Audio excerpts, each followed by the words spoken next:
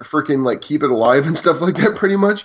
So they're like talking about the different, how granulated the soil is there and like how it like grows really fast, but it's a completely different kind of grass. And so we were there, and dude, I mean, I'm wearing full suit and tie trying to walk on like a 500-yard walk in like 95 degree heat with 90% humidity.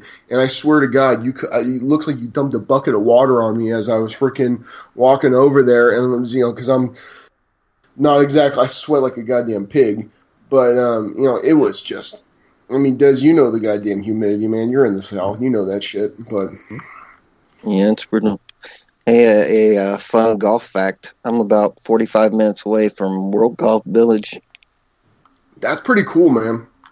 Yeah, see, I was my school's in Port St. Lucie. Mm-hmm. So that's the only part of Florida I know. So that was Dirt Talk. Yeah, JaeDevil, Gorilla Golf, and the RNGCast. How you guys doing this week? What's up, everybody? Doing good, man. Doing good. Fantastic. A little tired, but good. Yes, I have a feeling we were both experiencing the same amount of why do people order so much shit? Well, okay. Let's see. Hint number 1, 53 cases of Faygo. Are you having a Juggalo party? That was one order. My big order was 100 cases of Faygo in a day. Okay, I know what Faygo is. I've never had it because I'm in the north. Yeah, please explain what this is. Yeah, it's a soda company. They got a bunch of flavors. It's Faygo. It's like super cheap. Also, it's one of the best orange sodas you're ever gonna have. Ever. That's true. I like the red pop. Why is it that bad either? Why is it like Kel came into my head? I love orange soda. I do. I don't know why. Every time I hear orange soda. But yeah, all I know is all the Juggalos love it. Oh yeah, for sure. And it's a because I think their primary is in Detroit. That's probably why. Michigan. This ICP's from Detroit. Oh yeah, for sure. But yeah, it's like super cheap, but really good. So, believe it or not, you can find it in a few places in Florida. Oh, we got a bunch of it here too. Trust me, I know. Yeah. You would know. Yeah, but yeah. No, that's, dude. I've my back would go out in about 10 seconds if I were having to lift and move around to do all that kind of stuff with anything, man. So you are a much better man than me when it comes to that. As a fun little fact, because iPhone counts your steps. Thursday I did 19,463 steps. Fuck, that's how you're in shape. That's why I need to get a job where I'm walking around all the time, man. Part of the reason. I know you also work your ass off. Part of the reason, yeah. It doesn't hurt. No, it does hurt though. Trying to do these story missions again. Yes. Yeah, my God. It's a bit like running your head against a wall. Especially solo. Yeah. Okay. The mission. I think it's is it the 1AU with the freaking where the sun's hitting you? Yep. Which my God. That damn mission, I swear, man, like the wife had to show me the strategy because that is just like that one like 3 times. Because you get to that part and then the snipers, they shoot way faster than they normally do, and they don't goddamn miss. They don't miss at all. They're just freaking annihilating you. And I don't mind this kind of stuff though. I really don't. They're tough as hell, but I mean it's something I don't mind. I like this kind of system. It needs some tweaking because there's some people that are not going to be able to finish all their characters. I mean, but you got to put a little time in it if you want to. There needs to be some kind of reward for the people who really grind it out. I mean, but you should be able to finish one character and feel pretty confident for your average casual player. The way I look. No, I finally finished up my legendary armor Thursday night. Nice, man. But now, one little tidbit, for those wondering, is if you join a person doing their green armor and you're on your blue armor, it's easier for you, and it still counts.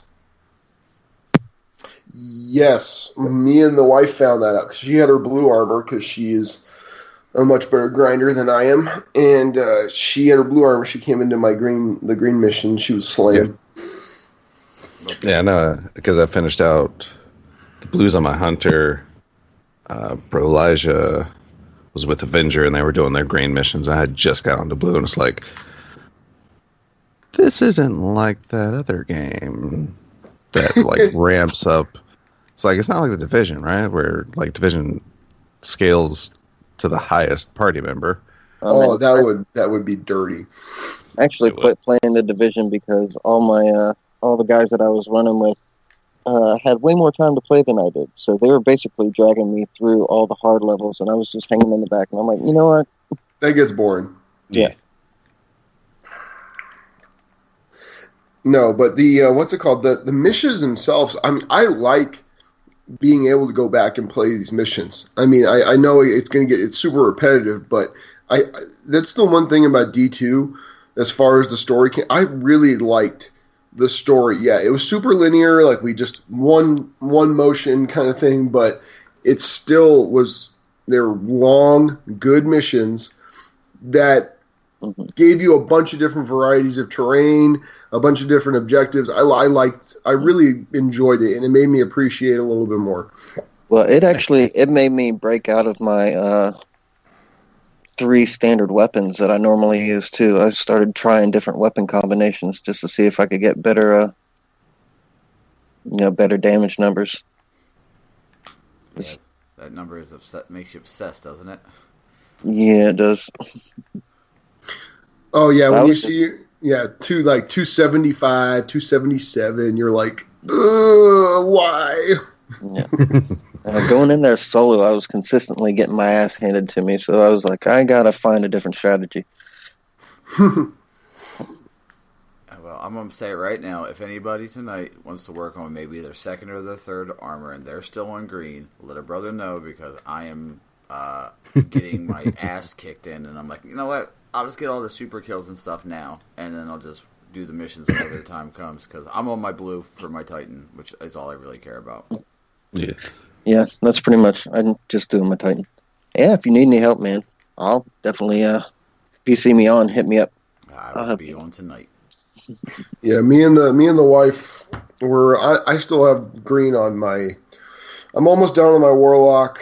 I haven't even really touched my Hunter that much. My Titan, just because he had the highest gear, I used him first, which it kind of hurts me because I am a Warlock main. So finishing the Titan first, it kind of ate at my soul.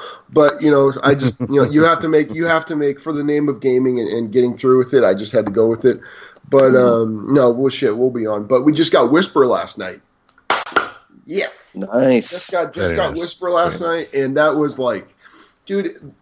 Like, I haven't felt that way about finishing something in D2 ever. Like you know what I mean? Like that thrill where you're like your one eye's like glaring up at the clock, and you're like, fuck, okay, I've got like 3 minutes left. We got to really take this guy out. And every single time we were doing it, it was like coming down to like the last 30 seconds, and we were missing it by like he'd have like a smidge of health left. One of the guys would have a smidge of health left, and we were like, damn it, we just missed it. Well, the final time, we literally just slayed him. Like, we just slayed everyone. I don't know what we did. I don't know what happened, but we flew through it, and we finished it with like 3 minutes left. I mean, it was like we flew through it. So, but I love that story mission. And goddamn it, people, Zol, you really think Zol's dead? You really think Zol was gonna die in freaking in a strike? You really think that was gonna happen? You damn freaking people thinking you wasted a character. I thought for a second, but then I thought there's no way. And especially the way he died, like he died and he kind of just like burns off. Like there's no way a freaking worm god's gonna die like that. I think that is that was awesome. And that voice he has when all of a sudden it comes out of nowhere, you're like, oh shit. Like that voice he has, it comes out. Exactly, man. Yeah, exactly. There is no light for you here. And like, that's freaking awesome. I just absolutely love it. It was one of the most metal parts of Destiny 2. Oh, yeah. For sure. Like, I didn't see who first, like, figured all that out, but my God, man. Like, it's, like, because in this one, like, you can, like, walk right past a door, like, where you're supposed to go, and you have no idea where, then you'll be lost completely. Like, it is a damn good jumping puzzle. Buster, I think you can do it, brother. I know you hate those damn jumping puzzles, but I really think you can. I really think you can. Especially with that, that one area where you can kind of bypass the real difficult jumping puzzle. There's that little nook where you can go down and... Yep, exactly. We figured that out. That cuts so much time off. Yeah, it does. But, dude, yeah, me and Aaron would be more than happy to freaking help you with that, my friend. Be more than happy to do that. I'd rather get 400 armor than a weapon I may or may not use. That's how I look at it. I'm going to tell you right now, Dez can attest to this. I have a Darcy that when it was doing headshot damage, it was doing like 7,700, and then I pulled out when I got what's it called, Whisper. That thing was doing like 9,500. It is a big goddamn difference. It's wicked. It's pretty wicked. I mean, it is for boss DPS. It's if you hit your headshots, your crit shots, it's going to be. Yeah. It's definitely all my clanmates are using it in the raids for sure. Yeah, even though because actually Darcy still has the better damage possibility. It's just that, I mean, Whisper's Hammer 2.0, it can, as long as you're good with your shots and using it on the boss, the ammo is limitless, and that's like really where it shines. It's the fact that Darcy cannot hit it can hit its damage. It's just Whisper can go longer than Darcy can. That, and then Darcy, like, getting the thing to click in, it takes time. Like, it adds up, you know what I mean? Waiting for, like, the full crit to, like, turn everything to turn red, it takes a good second and a half for it to activate, and then you got to wait for it, and then you hit the headshot, then you got to wait for it, and you hit the headshot kind of thing. It's definitely, you got to get a rhythm with it, which is the same with Whisper, but I feel like with Whisper, you're just point, click, you know what I mean? Whereas with Darcy, you've kind of got to, really wait for that red flash to appear on your screen. We were using Borealis for a little bit. All right. And that's a good one, too. Especially on Argos. Oh, yeah. But yeah, Darcy's really good on Argos because we were just, like, rapid firing. They're going to, it's definitely, I've got a feeling that snipers are going to really start making a big comeback. Because, I mean, no one really is using anything anymore, but especially with, Alone as a God, and then Frigid Jackal coming to be, it'd be kinetic weapons. I think they're going to start, especially in Crucible, you're going to start seeing some guys making some plays with those. I've definitely got my head popped a few times in Crucible with Alone as a God and Whisper a couple times. But with these weapon slot changes that are coming up, man, I'm probably going to have a sniper in my arsenal for sure.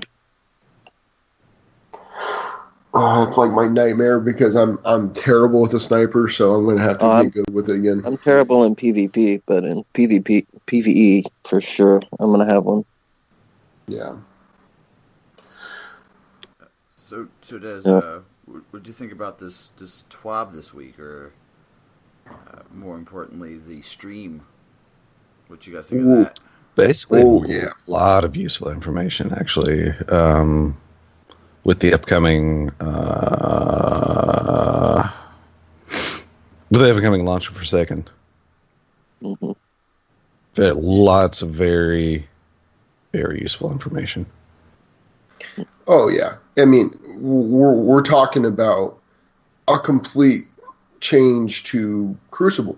I mean, honestly, Crucible is going to be completely different. I mean, watching some of the plays and stuff they're doing. I mean, we're talking about. I mean, honestly, it's going to feel like a completely new game with lower TTKs, with completely new weapons, with semi-random or random rolls, with new mods. I mean, it's just going to be, it's the wild frontier, pretty much is what they're going for. You know what I mean? Were they going for the alien frontier kind of thing? Well, that's what Crucible is going to be, because it's going to be my favorite time in the Crucible where everyone's trying to figure out what the hell the meta is. It's my favorite time because you can pretty much use anything and get away with it. And I'm counting down the days for that because I love it. Mm-hmm. It's going to be pretty crazy. I was actually having a lot of fun in Crucible yesterday, believe it or not. Yeah, Crucible's kind of fun right now. It is. We were playing. I may disagree with that, but we were playing 2 nights ago, and sad to say, we left EDT, we left our clan because they were getting to a point where there was literally maybe 7 or 8 active players, and that's it. And I need to be able to play consistently, and it's just we need someone West Coast. So we found a new clan that's West Coast. Well, not West Coast, but it has a lot of West Coast players. And we're playing, and I'm thinking, I'm playing good. I'm slaying people, like it's great. But the wife was just ahead of me the entire time on the leaderboard, going, "Damn, what the hell's going on, man? I'm playing good." So we get to the final screen, and she has a 33.0, and I have a 3.0, and I go, nice. Motherfucker. She died once. The last 30 seconds. The last 30 seconds dies once. And I'm like, yeah, you know what? You can kiss my ass. She has the reactions of 2 people. Double J, you have to remember that. She definitely got me beat. Like, she's like, yeah, she goes, yeah, that was my best game. I was like, yeah, I had 3.0. I thought I was good. And, yeah, got put in my place. The best I ever got was I got a 5.0 one time. I don't know how that happened, but I just was getting in the right place at the right time, I guess. Hey, man. Normally, sometimes they walk right into the bullets. Sometimes they do, yeah. Normally, I'm like a 1.2, 1.8. All right, let's get into this TWAB, man. I want to talk about it. Yeah, let's hear it up. TWAB. Anyhow, as we mentioned before, we had the combat reveal stream, which had a holy metric crap ton of information. Because holy balls, time to kill is getting faster. Mm-hmm. With a caveat. That simple caveat is primarily critical damage getting a buff. Mm-hmm. Which means, yes, time to kill is better as long as you can hit your headshots. Which I am super down for that. Reward 5 shots. Reward the skilled hand, man. Reward the skilled hand. Exactly. I mean, that's kind of the midway point of what everyone's been wanting, because everyone wants the faster TTK, but at the same time, everyone wants there to be the wider skill gap, and this is definitely going to shot in the toe and die. Yeah, this is definitely going to do it, and a whole bunch of crazy shenanigan things are happening as well. Come Forsaken, as we found out, such as what everyone's going crazy for: one-hit shoulder charges. Yes. I'm all about it. I'm tired of shoulder charging people in Crucible and then getting stomped. Well, I'm still okay with this because, as I've said before, back in D1, I wanted the shoulder charge to, at the very least, consume a melee charge. Well, it is the Titan's melee, so it still will. So there's still a limit. I'm fine with it.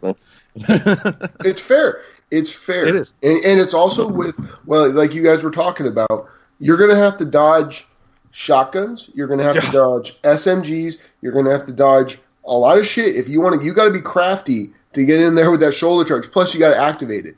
So, I mean, there's going to be some, but the one that intrigues me with that is having Skull Fort. You put Skull Fort on that, you can start doing some fun things, man. Getting that health back with that charge. I think it's going to be. I think it's going to be fun, man. I think you're going to start seeing some big plays, and like I said, putting Dune Marchers on. That's the one that intrigues me the most because remember, isn't it supposed to do like 70% more damage to like people outside of you or something, like outside, not outside of the person if they're in the range. So we're talking about I mean, if everyone's capping a spot and you were able to sneak in real quick, like say in comp with no radar or something, like they're not capping a spot, but in an area and with no radar, you can come in and theoretically, I guess, wipe an entire team if they're all bunched together. I mean, I don't know. I'm going to have to see testing on it, but I mean, that's cool to me because that's the one thing D2 has been missing to me as far as Crucible-wise is big plays. Like, big plays need to happen, man. I need to be able to turn on YouTube or something and see someone doing something that I personally can't do that I'm just like, holy hell, how? You know what I mean? Like, in D1 you had that, but in D2 you're really not seeing it that much. I'm looking at the intrinsic perk on the Doom Marchers right now. Linear actuators increases sprint speed. Sprinting builds up a static charge after melee attacking an enemy. That charge will chain damage to nearby enemies. Holy crap! Yeah, Doom Marchers is great, man. Especially because I run super high, high resilience, high recovery on the Titan, and then throw Doom Marchers on, and it kind of balances it out a little bit. But it's man. All right, so let's go ahead. But yeah, a little more because one hit shoulder charges.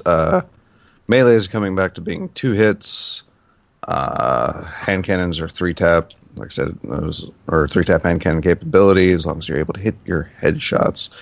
A little more miscellaneous information. Night Stalker's anti-super capabilities are going to be made more reliable. Storm Trance damage is increasing. Thank you, Bungie. Throwing knife damage is increasing. Thank you, Bungie. Golden Gun will gain an extra 2 seconds. Thank you, Bungie. Which doesn't sound like a lot, but goddamn it, it is. It is. It is because there's no worse feeling in the world than when you've got Golden Gun and then like the thing that always happens to me. I'm sure it happens to everyone else, but like you pop Goldie and you're gonna kill somebody and then someone else kills that person. So you're just like sitting there like, well, now what do I do? Because and so you're running around, you're going, oh shit. You're just randomly running into lanes and stuff, trying to like find somebody, and then you end up getting killed yourself because you're so damn weak in your super. Yeah. Yeah, my experience with Golden Gun is popping it and immediately getting shot in the face. Let's see. They will be ramping up Healing Rift to account for the new TTKs. They are making Empowering Rift better, and Empowering Rift will also increase precision damage, so further increase to TTK. Well, they need to do that because no one uses goddamn freaking Empowering Rift, really, unless you're doing like a raid or something. I would love to see some big plays with Empowering Rift in Crucible because no one uses it. There's no point using it.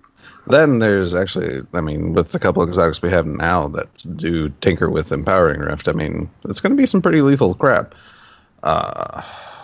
Let's see, faster supers. Yeah, supers are going to be even faster, apparently. One very important note is players will not lose special ammo on death, and you'll be able to pick up additional special ammo off of slain enemies. Did you guys notice in the video the spawn times were like really quick? It was a private match. Yeah. Oh yeah.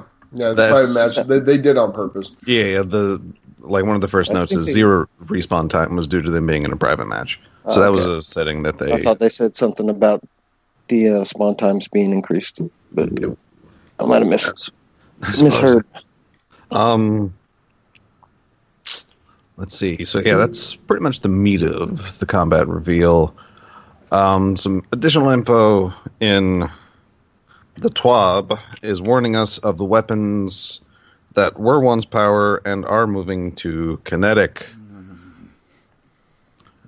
These weapons are a very strange assortment, to be honest, because it is actually a diverse selection of archetypes through these weapons. Shotguns include the Balagant and the Perfect Paradox, as well as Hawthorne's Field Forged shotgun. Wait, Perfect Paradox is going to kinetic? Yes, sir. That's an interesting move, man. It's going to be a beast. Yeah, and Hawthorne's for me is, I mean, if I use a shotgun, it's either that or Retrofuturist. So it's like that gun is, especially for like doing like taking out like heavy like ads and stuff like that, it is a great gun for it. The only thing that worries me is especially like it's my captain killer, man. So you run in now that it's going to be kinetic, you're not going to have that arc. So I'm really interested to see what it shakes out to be, because it can definitely clear a room, man, for sure. Let's see. Snipers will include Shepherd's Watch, Alone is a God, the Frigid Jackal, and Silicon Aroma. Frigid Jackal is not terrible. It's actually really good. You got to get used to the zoom a little bit, because it's got a pretty long zoom in it, but it is stable. It's got good range. The stability on it's not terrible. So I mean, it's really not a bad one. I think that could be one. The Shepherd's Watch is a sleeper, man. It really. I tried it early on in Destiny, and in D2, and it's one of these things where it looks like it should be right, like it should be good, and then you pull it out and you're kind of like, okay, maybe later. So I'm very interested to try that out once it comes out. For sure. Let's see. But not only did they have the combat reveal, they had the Dreaming City trailer. Oh, that thing was dope. Yeah, oh my god, was that like a beautiful piece of work right there? My god. Like the music and everything going in it, it's like, oh. Those taken Techium witches, man, that kind of threw me for a loop. I mean, maybe. I mean, just because their arms glow doesn't mean they're taken. I know, man. They could be using like taken magic or something, or we don't even know, man. Well, I mean, the Techians. There's a scene where you're fighting them. Yeah, but I mean, the Techians had an energy similar. Because, I mean, just think back to Taken King intro video when they summon the Harbingers. That's an energy that's very similar to Taken energy. Are they Taken, or are the Techians actually normal? You're damn right, man. This is what I love. I love it's mystery. We don't know. I like this because, think about it with Osiris coming in, like Osiris, it was, you knew what you were going to fight. You're fighting Vex. Is really, I mean, what's his name? Who was the Anoptes, or was that his name? No, yeah, Panoptes. Yeah, Panoptes. Yeah, he was a bad. I actually really liked him as a villain. Like he was a really cool boss, but he was really. I mean, obviously the story was lacking, to say the least. But you knew what you were fighting. You knew what the hell you were going against. You knew what you were going against in Warmind. Really, I mean, you're frosted hive. Honestly, that's what you were going against, and it's cool. I mean, it's fine, but this, I have no idea. Yeah. You know what I mean? I have no idea what I'm going to be fighting against, which is, I need that. I need that kind of that sense of mystique and not knowing what the hell's going to happen. Let's see. Beyond that, like I said, this thing is chock full of information. Leading into year 2. I'm kind of surprised we're getting some of this information so early. But they are warning us that climbing power will be different. Blah, blah, blah. Acquisitions of power. Basically, I mean, it sounds like it's still going to be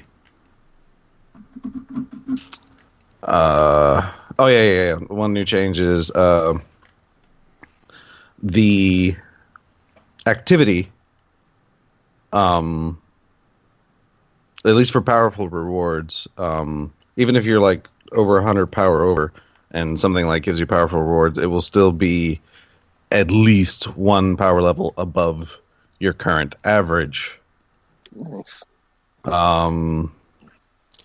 See more powerful rewards, but yeah, it's like I said, it's a little different, but they are at least including a constant possible, slow gain in, and if see, but yeah, rewards would only grant a small difference in power level, even if you're overcoming the challenge while under leveled. And for second, we are scaling the power production of all content by the difficulty of that content. If you manage to beat the raid while 40 power under the recommended level, you should expect to receive more potent rewards. I like that a lot. Yeah. I like that a lot. Yeah. Because it's going to reward. Oh, go ahead, Des. Oh, no, I was about to say, it kind of reminds me, actually, of the way Vault and Courtesan used to work. Because they all dropped equipment at that power. Yep. So if you were underleveled going in, you can actually quickly catch up. Oh hell yes. Oh yeah, and that's exactly what I thought. I thought, okay, it's a semi version of that, and you're getting, because look, you're going to be able to power level up quite a bit for the people who really grind it and fly through these raids and do this kind of stuff, and they deserve to be able to have a higher pile, fly up there and see a higher light level. I mean, like they said in the TWAB, they want that moment where you're in the tower and you see someone's light level and you're like, damn, this guy put in some work. You know what I mean? Like there's none. Pretty much everyone's the same right now. There's really not too many. Like, I'm not impressed by anything I see, but if I see someone who week 2 probably when the raid gets released and he's got 40-point higher light level than I do, you know what I mean? I'm going to be like, damn, this guy freaking completed the raid. This guy's good. You know what I mean? That's something that I think we just didn't have, and them adding that it's a reward for those kind of players because that's what they want. I mean, really, if for guys, you're flaunting, you're peacocking around, man, you want to be able to show your stuff off. So, I mean, I think I like that. And then with the addition of random rolls in the mods, when those people are done grinding and they're done flying all the way up that, then they're going to have something to chase as far as weapons and rolls and whatever the hell else they want. So they're kind of covered on both ends, I think. For sure. They also give us a preview in the TWAB of what our director is going to look like come Forsaken. And one question already answered is the fact that even though you don't see Leviathan, it's not going away. It's going to be accessible through the Nessus map. I think Josh Hamrick mentioned on Twitter, think of it kind of like getting to the farm through the EDZ map, basically. Yeah, I heard everyone panicking over that. I was like, there's no way they're going to throw away a raid. Like, they just can't throw it away. Like, they invested a lot of time in that kind of thing. I highly doubt they're going to just chuck it and say, well, that's done. Yeah. I knew they weren't getting rid of it. No. It's ridiculous. Let's see. One thing, another reason, they are also showing off how what we currently know as milestones, which will be some will be shifting to challenges, how those will be displayed on the map, but they will have a special icon on their overview. So before you even go to the planet, you'll notice like a yellow pip, and you'll notice. And you'll be able to think like, hey, I need to do the call to arms or whatever, or the flashpoint, things like that. Strikes are changing in Forsaken, like massively. Yep. Heroic strikes are being retired. Really? Yes. The strike playlist will have 3 difficulties to choose from: Power 300, Power 400, and Power 500. Wow. Interesting. And once you're 40 power over a given playlist, it will no longer appear as an option for you to select. I love that. What you're gonna do when you get the power level 600? Well, power level 500 will always be available. Gotcha. But apparently now, all strikes will have modifiers. Mm-hmm. So they're retiring heroics, but they're just kind of making heroics everything now. Yeah, that's what I was gonna say. That's like really tongue-in-cheek saying they're getting rid of heroics. Like it's total clickbait when you look on me. I'm scrolling through freaking Facebook. It's like heroic strikes are gone. And it's like okay. I was like, wait a minute. And then all of a sudden it's like, no, they're just replacing them with something else. Like calm down. Like I'm such a freaking sheep when it comes to that crap. But it's such clickbait when they put that kind of crap in. But it's a good change. I think it's a good scaling system. I never understood why they didn't have the modifiers throughout all of them. I think they should have had them the entire time. I get what they were trying to do with the whole Nightfall and create your own strike kind of thing. Like I get that, but I'm glad they're doing it this way now. Speaking of Nightfall, they are also retiring Prestige difficulty. Base Nightfall will be more difficult, but here's the kicker. You will be able to choose from one of 3 Nightfall strikes each week. That is dope. Yeah, that's awesome. Love that. And isn't there a Nightfall specific weapon for each one of them or reward? Mm-hmm. Like at least a reward, but yeah. Yeah, a reward. But think about that. That's a whole nother. Because me, I'm thinking about this as far as a content driven. This game thrives when there's stuff for people to put out. You know what I mean? So there's going to be videos on which Nightfall to pick. You know what I mean? Which level to pick, kind of thing. And that's what they're adding. It's something that they're adding that wasn't there before. Which everyone was like, oh, how to grind for the DFA or something like that. But there's really no rhyme or reason to it. It's all RNG. Well, now they're going to be like, do this Nightfall to get this roll on this weapon. Yep. Or at least to get that weapon. At least to get that weapon or that armor piece. Yeah. That's going to be something that's going to be... Now, my question is, so if I use 3 different characters, can I pick 3 different Nightfalls? Kind of from the sounds of it, like, you might be able... like. The milestone or challenge or whatever may be tied to one Nightfall, but it sounds like you're going to be able to choose all 3 Nightfalls, like on one character. Mm-hmm. That would make sense. That's just once you go into the Nightfall, you select which Nightfall you want to play, and then that's what it sounds like to me, or at least that's what I'm thinking. It would be ruthless if they locked it. I'm just saying. It would, and actually, I wouldn't mind either. I was just going to say I wouldn't mind if they locked it because it would put weight in your choice. It would. Yeah. Especially if there's like two of those strikes or something you're really after, and it's like, ooh, which one do I choose? Of course, a lot of people would get salty over that, but people are going to get salty over everything. That's true. Already know this. That's true. Yes, people are going to fucking complain about gold bars if they're in the wrong shape, man. I swear to God. I don't get. Look, I got tired. I got tired of hearing it, and I just stopped getting angry about it. It's just, look, you can give these people everything. What they are giving us in Forsaken is. So they're putting so much into this, and there's still going to be people bitching and complaining about it. You're going to see the bungo Cheeto fingers kind of tweets going out that just drive me. I can't believe it. Good job, bungo. I can't believe it. You're screwing up my game. I love that something I threw out as a random I got mad and said the Reddit Cheeto fingers is now like a common vernacular that we use in everyday conversation. I also love that everyone has a different voice for them. I know, slightly different, but... Oh, come on, man. The neckbeards all have different freaking voices. It's just... I just always assumed it was Jeff Albertson from The Simpsons. Oh, God, yeah, man. Freaking worst game ever. Exactly. Oh, God. It is, but it's just, you're never going to be able to please everyone. And life's too short to lose your shit over a video game, people. Come on. Yes. mean, I've seen some diatribes these guys have gone on. I mean, they don't get me started on that, man. These guys probably, I mean, it's like they hiss if you like open the blinds in their apartments.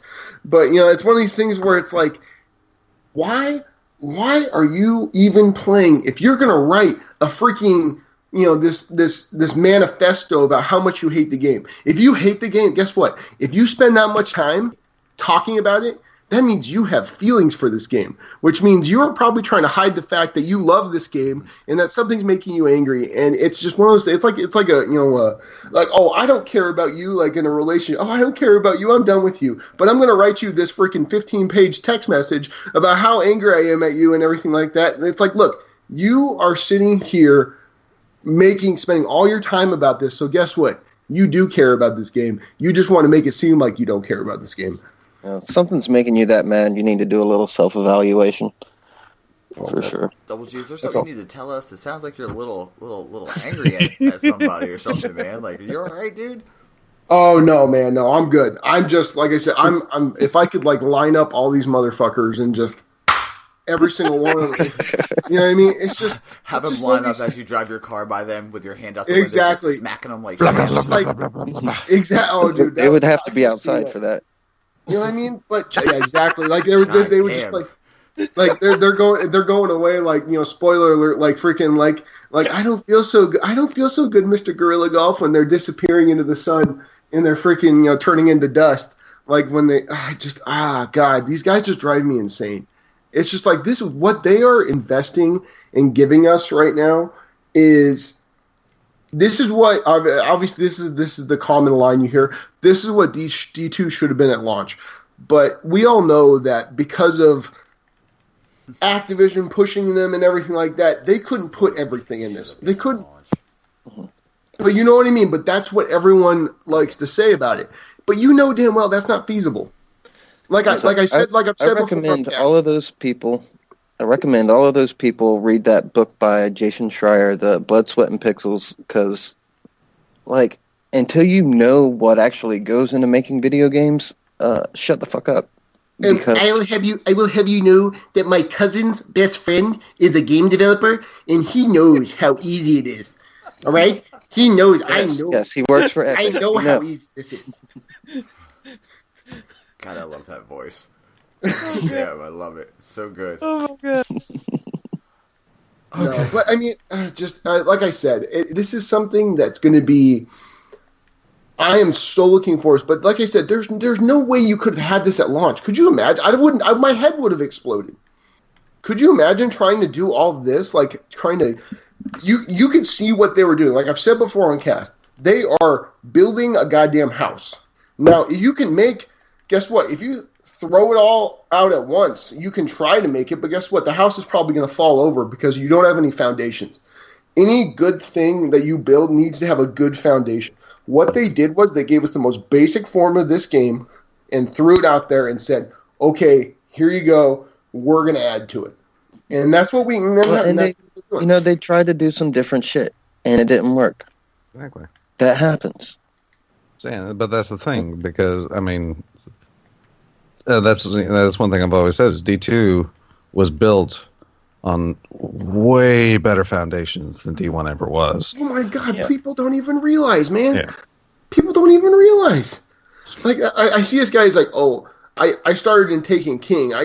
Taken King was so much better than this. I go, yeah, but were you forever 29? Yeah, I know, but were you forever 29? Were you forever 29? Were you sitting there grinding for freaking spin foil in the middle of the damn Cosmodrome, running around going, oh my god, and trying to upgrade just one little goddamn node, and you like had some semblance of like, okay, I can maybe finish this gun tonight. Like people, back in my day when we had to upgrade a gun, we had to work all day for it. You know what I mean? But it's one of these things where it's like. It's so ridiculous. Like people don't realize how easy they have it right now in D2. Right. Like D1, like you were, we were more powerful, but it was just you had to just grind your face off. Yeah. You had to grind your face off, and you know what? Like, and that's why. And come on, that's why we have Captain Patrol here, Buster. Come on, man, you were Captain Patrol.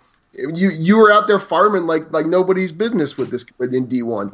Now you really don't. Now you don't have to, but now you're going to have to. Did you guys see that you're going to have to start using materials? Mm-hmm. You're going to have to start using materials to upgrade your weapons. I'm good with that. That's a great little change that no one's going to talk about, but is a great change because it gives. I mean, I don't care. I run past all the collectible, all like the Dusk Light and all that other crap. I just run past. I don't give a fuck about that. Hey, give me more things to pick up and make them mean something. That's exactly what I want. Yeah. Exactly. Make me want to patrol again. You know what I mean? Like you said.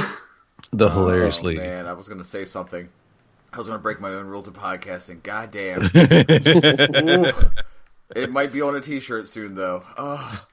But, also, I will say, I guess it's the D1 grinder in me. I still pick up planetary materials whenever I see them. So do I. Still. It's like, I might go, it's like, ooh, hey, look there, a Dusklight shard. Thank you. No, I am a hoarder in this game, though. When I like coins and stuff, I was looking like, especially because of Faction Rally, like I was looking at my my Titan, my Titan token, whatever they are. I have 600 of them just sitting there, and I'm just like, oh god, I need to use these because I forgot I need to use these. And what's it called? And then I've got 6,000 goddamn weapon materials or whatever in my inventory, and I'm like, okay, I'm just gonna hold on to these because I know they were saying something about the mod system, the way it's gonna work. Mm-hmm. Do we have any info on that, Des, as far as the mod system? We might get there. Actually, no, I don't think there's specifics on the mods. No specifics? Okay, yeah. But I know that they were talking about how as far as the way your mods are going to work, right? Like you have to you're going to, pretty much blues are going away, correct? Yeah, blue mods are going away. It's only going to be legendary mods.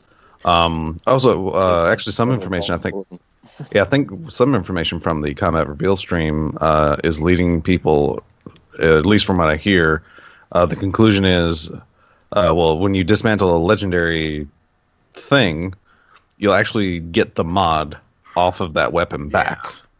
I saw that, which I like. I like that. But if you replace a mod on a gun, that old mod is still destroyed. Okay, I see what you're saying. So you can dismantle it. You can dismantle it, get it back. But if you throw a mod onto another gun, the one you're replacing is gone. Basically, you got to get rid of the gun or the mod. It's a choice. I like that. Give me choice. Yeah, no, right? Like that, and that can be pretty.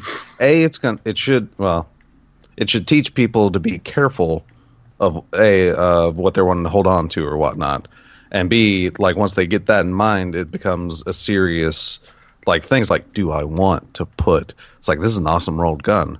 Do I want to put this mod, which I only have one of? Maybe it won't work well. Maybe I was just going to say, you're going to start seeing, this is exactly what I was saying. You're going to start seeing guys in the community with pumping up videos saying, okay, if you put this mod on this weapon, this is what's going to happen. You're going to see guys the God roll. Exactly. Oh my God. The return of the God roll. It's going to be awesome. I like that. Guys like Fallout are going to be able to actually have something to test. They're going to be guys, I like that kind of stuff. And then, maybe we can start seeing something from Mr. Dez on some different numbers that we can see from these different modifications. Have fun with that, buddy. Roping arcs of jism. Damn it. Because I don't do TTK calculations anymore. I leave that to the people that actually have patience. Because it's about to get insane with the stuff that's going to happen. I mean, you're like, okay, I'm going to figure out when I'm a warlock and I've got my empowering rift and I get this headshot on this mod with this, and it's like, oh my god, my head's going to explode. That's going to be fun, man. And with the mod system, there also, I believe it's the Banshee. It's going to go from 40 parts to now 100 parts to upgrade him.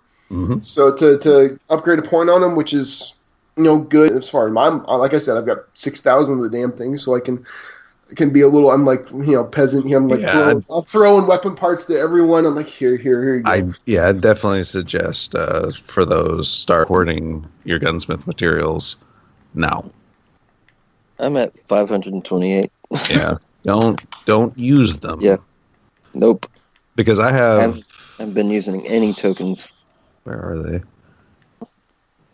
Where are they? Come on. Oh, yeah, I have 318, but that's because a few days ago, before I found all this out, I used a bunch of them. I was just going to say, I bet you used a bunch of them. Oh, I constantly use my gunsmith material. Like, as soon as Banshee starts flashing, it's like, here you go, buddy. Give me something good. And that's why I was for the first 6 months. I used them every time I got them. And then the wife goes, why don't you hold on to them? But the problem is, when she told me that, I took it to the extreme. Like, she meant hold on to them until you have, like, a couple hundred, then use them. Like I said, now goddamn hoarding. Like, they're right next to my stash of plastic bags that I keep in my house, apparently. It just keeps growing and growing, because eventually I'm going to need them, But it's just one of these things where the hoarder in me took over. And I'm hoping it's going to pay off. I'm interested to see how many new weapons we're getting in this. You know what I mean? That's something. And then how we're going to attain them, and if we're going to have more kind of whisper kind of stuff going on with more exotics, because I would love that. I would love that. Give me more kind of stuff like that to chase. Because like I said, I'm thinking about everything that we're going to have to do. There is going to be so much for people to do in this game that it's just going to be, and then especially with the fact that the Dreaming City is apparently going to be changing all the time. So, that's, like I said, we are about to step into what, everyone... With the Cabal. Whether we liked it or not. No, but, we're about to take a big dive into giving people what they wanted. It's like, you asked for it, motherfuckers? Well, here you go. Here you go. Good luck. Because there's going to be a lot. And there's going to be a lot of people that didn't quite understand. Like I said, there's people who started in Taken King who don't understand the grinding for specific things that are going to learn that real quick, I think. I think they're going to learn... They're going to earn their stuff in this game. You're going to learn today. Okay, so let's keep going. Yeah. A few more things getting taken, replaced, retired, whatever. Meditations are going away. They will be replaced with a heroic story playlist. I like that so much. I'm good with that. Yeah. I like that because, to be really honest, I've played one meditation, and I was like, "What's the point?" I get that armor that I got in the beginning. Great. Ikora's Vanguard Research Reputation tokens will no longer be used as currency and will be removed from your inventory. So, just in case you want that legendary. Also, as a side note, I do love the fact that Solstice of Heroes actually has a little more story than we realize, considering they are now starting to call it the Legendary Parade Gear. Oh, yeah. So it has actually been a year since the Red War started. Yeah. Because it was apparently this parade, the Solstice of Heroes, that we were getting ready for. Before I like that. I like that little video, the little video before you start everything. But I'm a sucker. I'm always a sucker for a cutscene. You know what I mean? I know. I'm the kind of guy who'll watch a cutscene a couple times. Like, the wife will just skip through and she's like, "Why are you wasting time?" It's like, because I want to watch it, all right? Damn it, yeah. I like it. Leave me alone.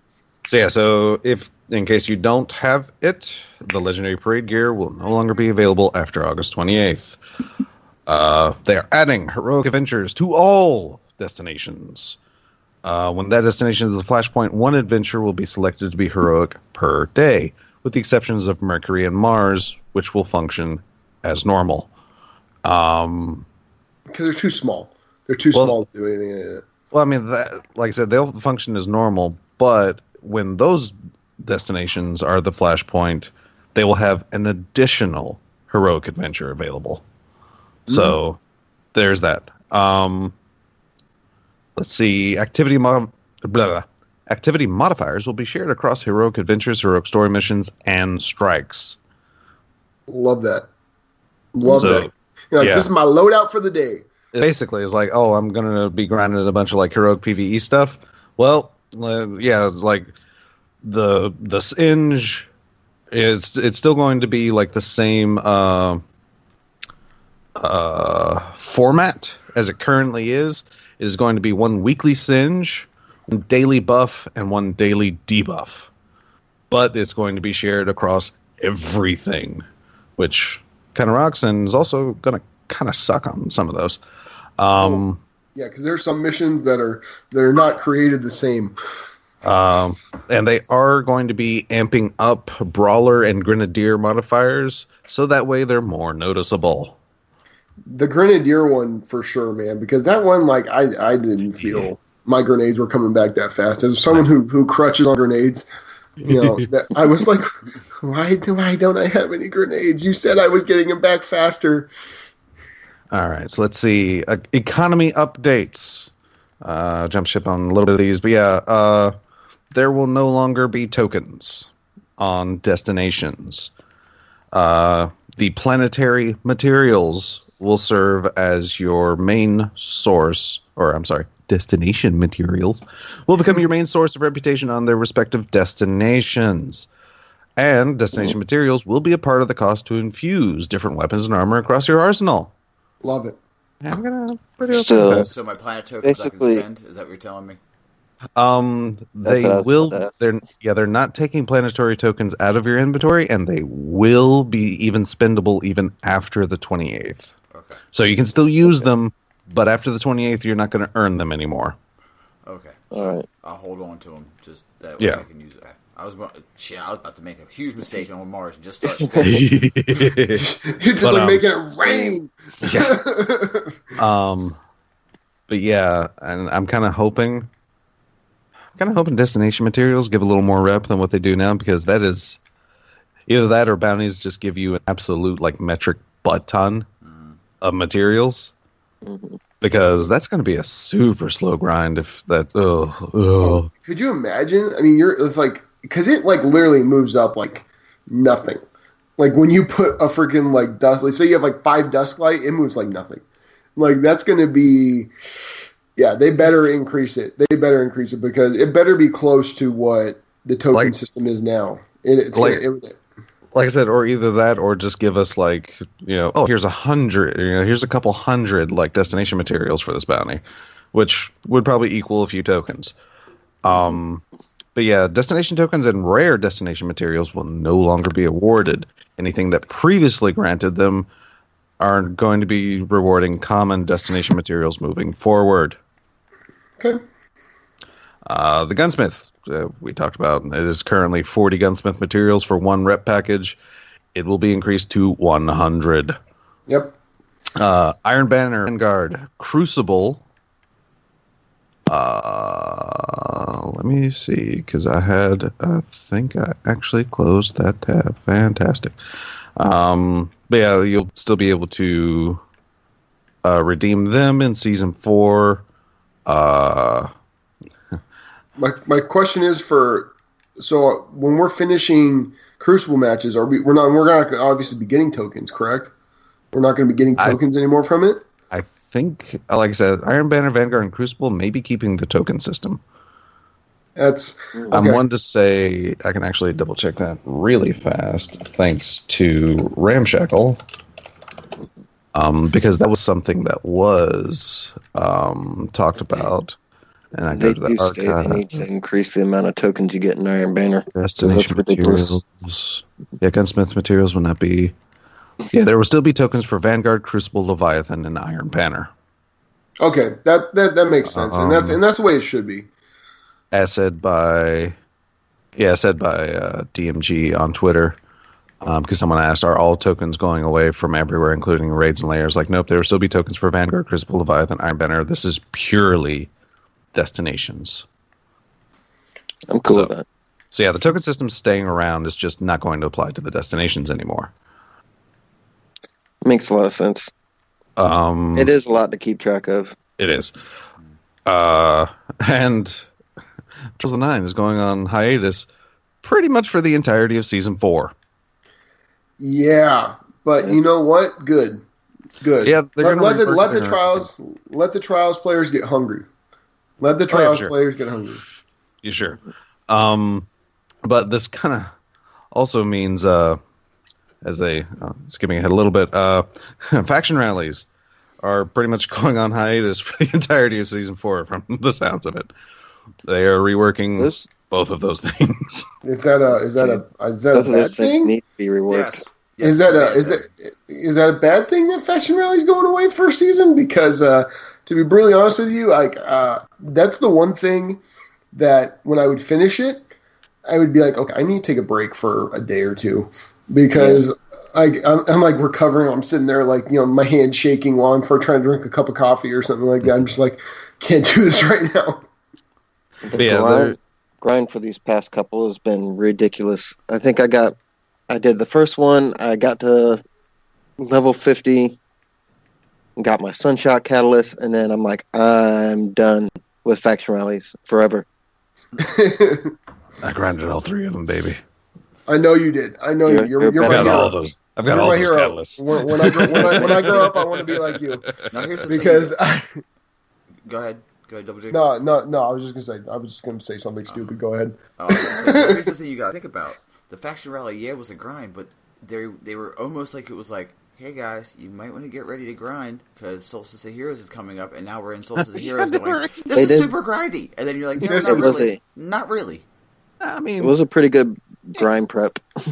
yeah, it really was. But so they are going to be retweaking faction rallies a little bit at least, because some of the most important feedback that they've gotten from faction rallies is the fact that or these are the things they list, and it's like, I don't want to feel forced to participate in every instance of the event each season.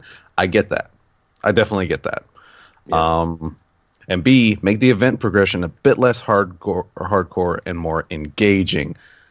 Okay, I finished those grinds. Mm-hmm. Yeah, super hardcore. But yeah, not very engaging. It does get boring. It gets dull. One of the big complaints that I saw with faction rallies is like, if you want to grind the strikes, or if you want to grind the raid, or you want to grind Crucible, you're not getting the rewards that you are for doing public events and lost sectors and all that stuff. Yeah, but Raid Crucible and public events already have their own grind associated with it. Yeah. I mean, faction rallies took something that are beautiful pieces of work, really. I love Lost Sectors. I love their design. I love what they do. Mm-hmm. But after like your first whatever, they're just super not necessary. You'll never go back. If not for faction rallies, I'm wondering if people would remember what these Lost Sectors even look like. 100%. I think I talked about it last time I think I was on. I said this is giving Lost Sectors a place. Exactly. I 100% agree with that. It still doesn't take away from the fact when I do it for the 500th goddamn time that I'm a little tired of it. You know what I mean? Yeah, it makes sense. I mean, and like I said, I wouldn't be that salty if they took away that focus, because I do get, a majority of the people aren't, like me, because I'm me.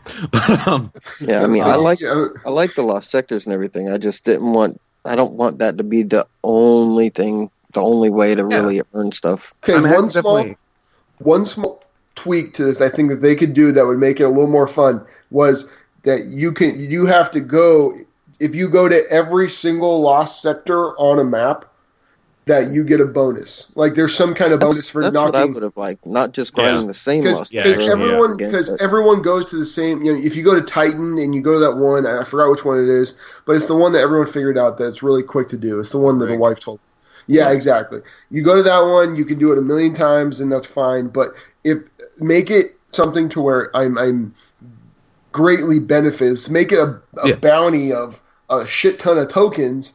Yeah. If I go to every single one in a day, knock them all out, turn them in, then I get something big. Like, it's not, because what they have to do is they have to think about, because look, these guys, I mean, you can do a formula and find out how many Lost Sectors it's going to take you to finish. Well, do a formula to where if I spend this much time doing this, I'm going to get 200 faction tokens or something. Yeah. You know what actually, I mean? Make it something big. Like give me a carrot to chase, because then guess what? Then I'm seeing every single lost sector. Because yes, like we said, we're making lost sectors relevant again, but you're really only making one, maybe two really relevant. Other than that, you're not seeing the other ones. And there's other ones, dude. I mean, I've like stumbled upon lost sectors. Like literally, I've gotten like kind of lost and just stumbled into lost. and they are awesome. They are. But the problem is, there's a reason I never went into it, because it doesn't. There's no need to. Exactly. Like I said, that's the weakness of lost sectors. But that idea, I'm 100% down with, because I remember seeing someone having a similar idea. But it's like, if you can like just get all lost sectors on the planet done, or give it like Flashpoint. Exactly. You know, like this planet, like try and complete this planet today. Make it a bounty. Bonus tokens. Exactly. Make it a bounty. Like I would complete 4 different lost sectors. Yeah. And I would be completely okay with that kind of change, like for sure, because like you said, it actually makes it seems from my perspective to definitely make it a more engaging thing, because you're not just, it's like, oh, let's just do the most efficient grind. Let's go out and like chase these lost sectors down and like put bounties on them, like make it like, today's bounty, do all lost sectors in EDZ. And tomorrow's bounty, do all lost sectors on exactly. Hear me and out. make it really. Go ahead. Here, it just came to me like a vision of fucking. Like, I took way too many mushrooms. Of confluence. Yeah. It's like I ate too many mushrooms at a concert. Have a special gear set attached to completing lost sectors on every planet. Agreed. Like yes. Stack. Like okay, so you do the lost sectors on Earth, and it gives you a buff every time. And then when you complete the lost sectors, that's when it becomes sort of like the Nightfall specifics. I see what you're saying. You know I guess so. So each locked sector would have its own like thing you got to try to get out of it. Each planet in the lost sector, like Earth would drop the Titan mark, or I'm sorry, the class mark or whatever. The mark, the cape, the bond, that kind of thing. Yeah. I like where you're going with that, but my only contention to it would be then you still get the guy looking for the most optimum lost sector, the shortest lost sector. You have to run them all. And that's the thing, though. You have to run them all to get a chance for it to drop. Okay. I can agree with that. If that's the premise, then I completely agree with you know that. What I mean? Like once it drops, it gives you a debuff called like Planetary Explorer or something like that. And when that happens, that's when it becomes an active possibility. Yeah. Like, what better way to engage your audience than put a carrot on the stick? What you do is, actually, once you do all of the lost sectors, it gives you like some sort of token that you can take to the planetary vendor, and then they give you an item for it. Yeah, kind of like the Braytech schematic when not that rare. I'm just saying, like that type of thing. Like when that Braytech shit. I'm looking at my things. I'm missing one. I've got 44 out of 40 goddamn 5, and now I have to go through the entire damn thing to try to complete that crap. And I'm gonna throw something against a wall right now. I'm so angry about it. I forgot about it for about a day, but now I didn't forget about it. Now I'm sad. I've got 3 left, and it's just the ones that you have to get with the javelin. Yeah, lowlidev.com. Lowlightdev.com. Okay. Lowlight. It's an interactive map. You can sync it with Bungie, and it will actually tell you what memory fragments you're missing, what sleeper nodes you're missing. It can tell you all that. I can tell you what Braytech weapon I'm missing. By the way, it rhymes with winter fucking wolf.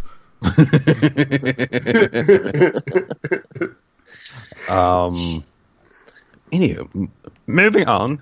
Iron There's no such thing as moving on. I know, right? Iron Banner is coming back August the 14th.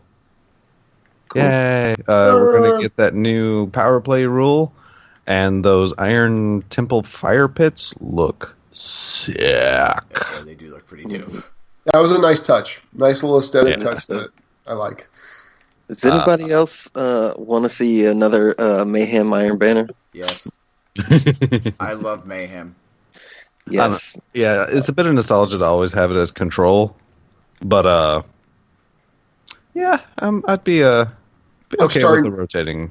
I was just going to say, I'm starting to get to the point where I thought control was going to be okay, but give me a little rotation now. But don't make it any, like, I know Supremacy's gone right now, but just don't make it any kind of stupid thing. And by the way, like I said, we've been, give me some goddamn Rift back, please. Just give me some goddamn Rift back. I don't know, maybe I'm just crazy, but I just, spice it up a little bit. A little bit. Oh, double G, just wait until we get the Paladins talk. We have so much for you. Yeah, we might have that lure for you that you've been dreading.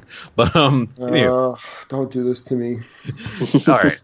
But anyway, starting in Season 4, Iron Banner will be updated to enable power level advantages, because it will be that, and apparently they did list trials, but considering trials won't be around in Season 4, that's not going to be a thing. But what's going to be the best incentive to keep up with the current expansion? Power matters. Because you're going to be at a disadvantage in Iron Banner if you're too stuck up or whatever, to want to buy the expansion. And if you can't buy the expansion, I do feel for you. I apologize, because it's going to be rough for you in Iron Banner. Oh, you're going to get slaughtered. Oh yeah. I'm gonna love it, because there's guys who have been they when it was like meta for PvP, they got off. They're like, okay, I'm done until the end of an expansion, like something really draws me in. Well, they're gonna get a freaking harsh awakening when they come back, and they're getting obliterated. What was it? Let's see, because I remember, was it Whispering Song? The hand cannon from Rise of Iron Banner. The high impact. Okay. The high impact hand cannon. That was my low light tester. When it came to Rise of Iron, because if I could peg you in the head and do like 110 damage, it's like, oh yeah, that's the one I'm after. Lingering song. Lingering song. Thank you. Okay. That was the one that looked like a goddamn blunderbuss. Yeah. It was like the pirate gun. Oh, yeah, there it is. It's actually still in my D1 vault. I found it, not dim. Nice. I had one with Luck in the Chamber, too. I'd always get one with, like, Luck in the Chamber. I always get a God roll for that thing, but then I would never get a God roll for Ias Luna. But yeah, that's a whole other story. That was my low light tester, though. So, yeah, like, for the first couple Iron Banners after the drop, it's like, peg, 110. I'm going to have to remember you. That was you sticking the tip in, Des? Yeah. Ooh. What's it called? Like, for sure. No, it's freaking that, and then when you body shot someone with a sniper, because I pretty much only get body shots because I'm a potato. So that's the best. It's like, oh, I found my bitch. Exactly. There she is. All right, so everyone's favorite topic about Destiny, Eververse. Eververse is getting a lot of changes come Season 4. Prismatic Matrix is coming back, and it will be around during the entirety of Season 4. I liked it. I liked the Prismatic Matrix. I did like it. It added a good layer to it. It solved a lot of problems that Eververse had when it came to some people just never getting stuff. Like, yes. It solved it, and it made it. I have no problems with Eververse right now. I can't complain about anything. Yes, about it. I can't. There's going to be new things in Eververse to be added. A new category of thing called Ghost Projections, which are going to be little. Something about that. They're going to be little holographic images that appear above your ghost whenever you pull it out. The image that they show on the TWAB is a Jade Rabbit emblem hovering above this person's ghost. Legendary weapon. Let's say this one more time. Legendary weapon skins. Yes. And new exotic ornaments and emotes, of course. But, like I said, they are altering Eververse. They're giving us Eververse bounties. I was just saying, now you can grind Eververse. Really? Yes, you can grind Eververse. Each bright engram that you earn will grant one bounty note. Bounties refresh weekly, but players can acquire as many Eververse bounties as they have bounty notes. These notes can be exchanged for a 3 different tier of Eververse bounties. Tier 1 costs 1 Eververse bounty note, and it rewards you 20 Bright Dust. A Tier 2 costs 3 bounty notes, but will give you 70 Bright Dust. That's right, over double. And Tier 3 will cost 6 bounty notes, but will give you 150 Bright Dust. Again, over double. And you can carry one of each type or one of each tier of bounty at a time. And bounties will expire 7 days after acquisition. I love this so much. Yeah, They're making it for the daily grinders and for people like me who only have a single day to play. They're doing it's like we're doing it for everybody. This is for my hardcores. Yes. Now, and they're not getting rid of my Bright Dust. Yeah. And they're actually giving us more ways to freely earn Bright Dust. Now, the the prismatic facet that you got, they're changing how that works too. You're still getting a free prismatic facet per week, but it will be attached to a special free bounty that you can get. I do believe, I cannot find the specifically of where. Okay, yeah. The free weekly prismatic facet will be obtained from a special Tier 1 Eververse bounty. This bounty does not require a bounty note and will cost 150 Glimmer. Players will still be able to hold 3 prismatic facets at a time. I like that change. Yeah, I'm with you. It is truly a free prismatic facet. You don't have to, maybe, you had bad luck on a character and you're like, just a little smidge of a sliver over a level and it takes you forever to get that prismatic facet. Doesn't matter. Start of the week, bounty. There you go. There's your facet. I'm down. Yes. Let's see. And Bright Dust itself, they are continuing with the theme of giving players more control over their Bright Dust balance. Bright Dust gained from dismantling Eververse items will be granted at a fixed rate. So players will be able to reliably dismantle items for specific gains. It's all about them gains, bro. I like it. I like it. I'm sorry, I might have to clip that and have that as my my alarm in the morning when I go to the gym. Just Des going gains, and I'm like gains. Unfortunately, the only thing I'm gaining is weight, so that's all right. Let's see. Collections, yeah, blah blah blah. Bright. So yeah, instead the mods will no longer come out of Bright Engrams. They are being replaced with the bounty notes. So each Bright Engram you decrypt or whatever will give you a bounty note instead of mods, since they're revamping the mod system. Nice. Eververse armor and perks. Eververse is not immune to random rolls. Eververse armor will have random rolls. Nice. Interesting. If you buy an armor piece, Eververse armor acquired from sources like the Prismatic Matrix or the Bright Dust storefront will have fixed perks. So that you can't spend Bright Dust and just try and keep rolling. If it's a set gain available, then it's set perk. And just like in D2, you will not be able to gain. There are, of course, Eververse gifts through they're going to be Eververse gift packages through the experience of the campaign of Forsaken, and they will also include Bright Engrams. Your main source of Bright Engrams will be once you hit the level cap again, and then you'll start gaining Bright Engrams per level up after level cap. Nice. I'm happy with that, man. Yeah, I'm super down for these changes. This sounds really, really cool. This is a great quality improvement. It still gives them the ability to honestly, like I've said a million times, they're a company, they're a business, they're trying to make money. They have every right to do that. Yeah. It still gives them the ability to do that, but it's if you want something good, it's not a necessity to spend money. Yeah, it's a more reliable way to get Bright Dust and get stuff out of the storefront. Because I mean, combine these gives people a way to earn the gifts.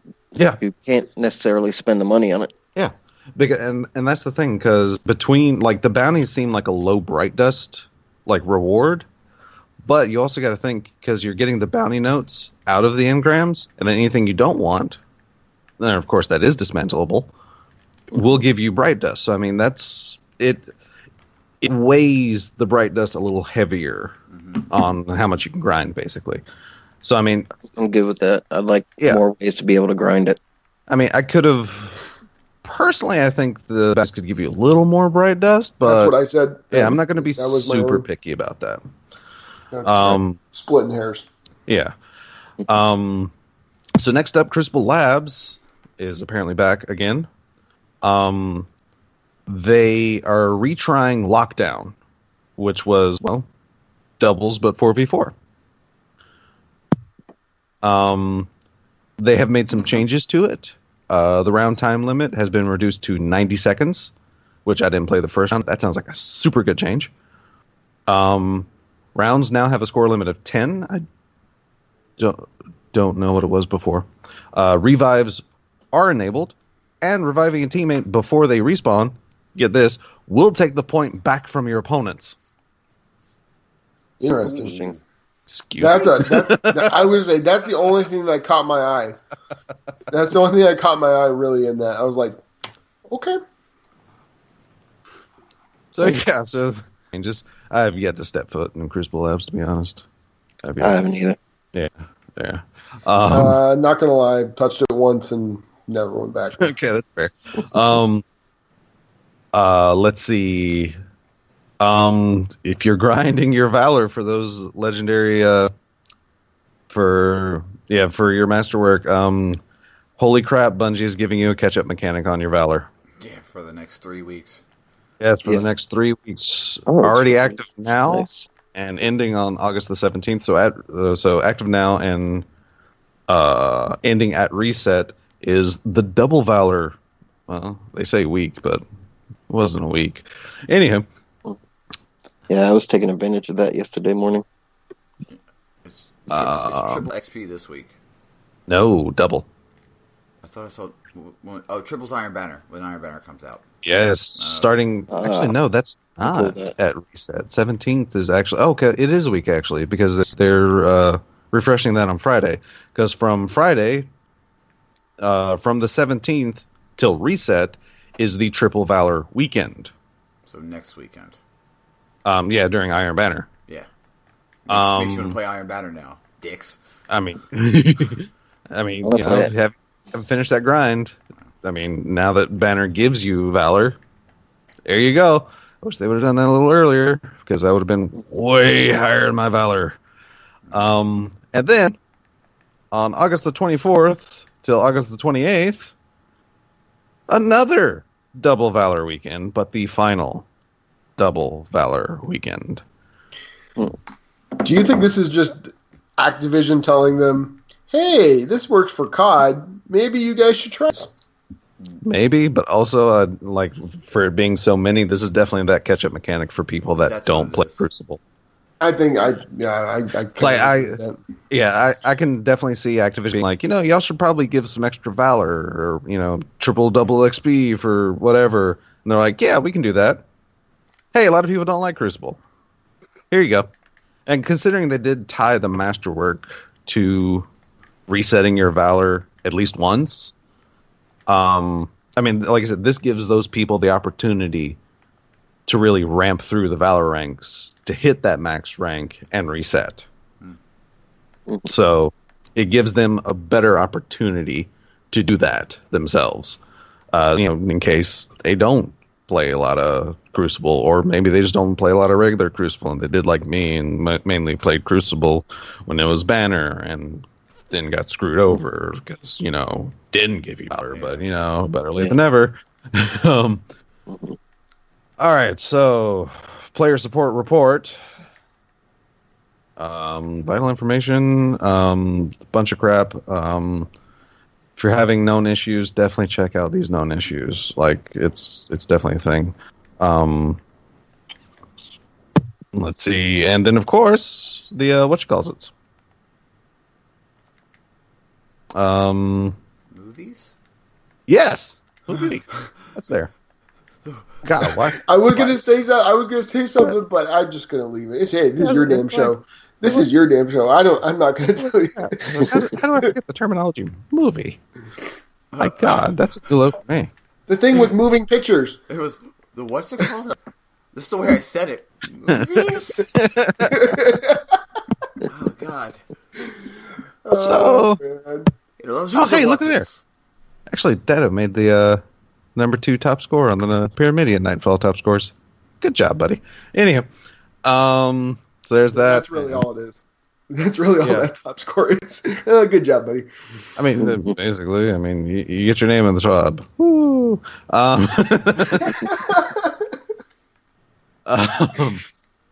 And that's the TWAB.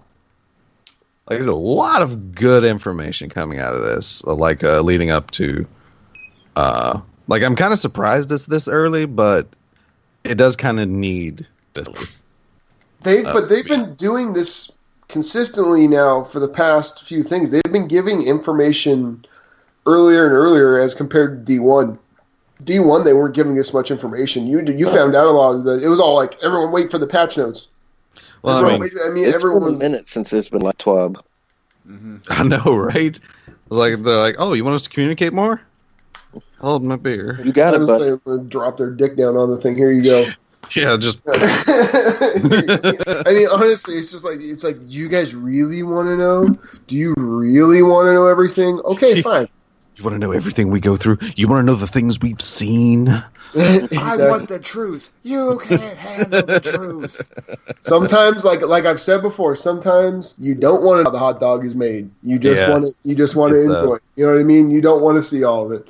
Yeah, they have definitely finally consistently kept up with their promise of better communication, which is a player's dream and a podcaster's nightmare. Yeah. It's a goddamn nightmare for us. I keep hoping they still leave a lot open for interpretation, though. They do, but at the same time, I do. It's the things, a lot of things they don't talk about. That's like, trials going away. Well, when's it coming back? They don't know yet because they're working on it. But hey, they're at least telling us, you know what? We don't know when it's coming back right now, but we are working on it.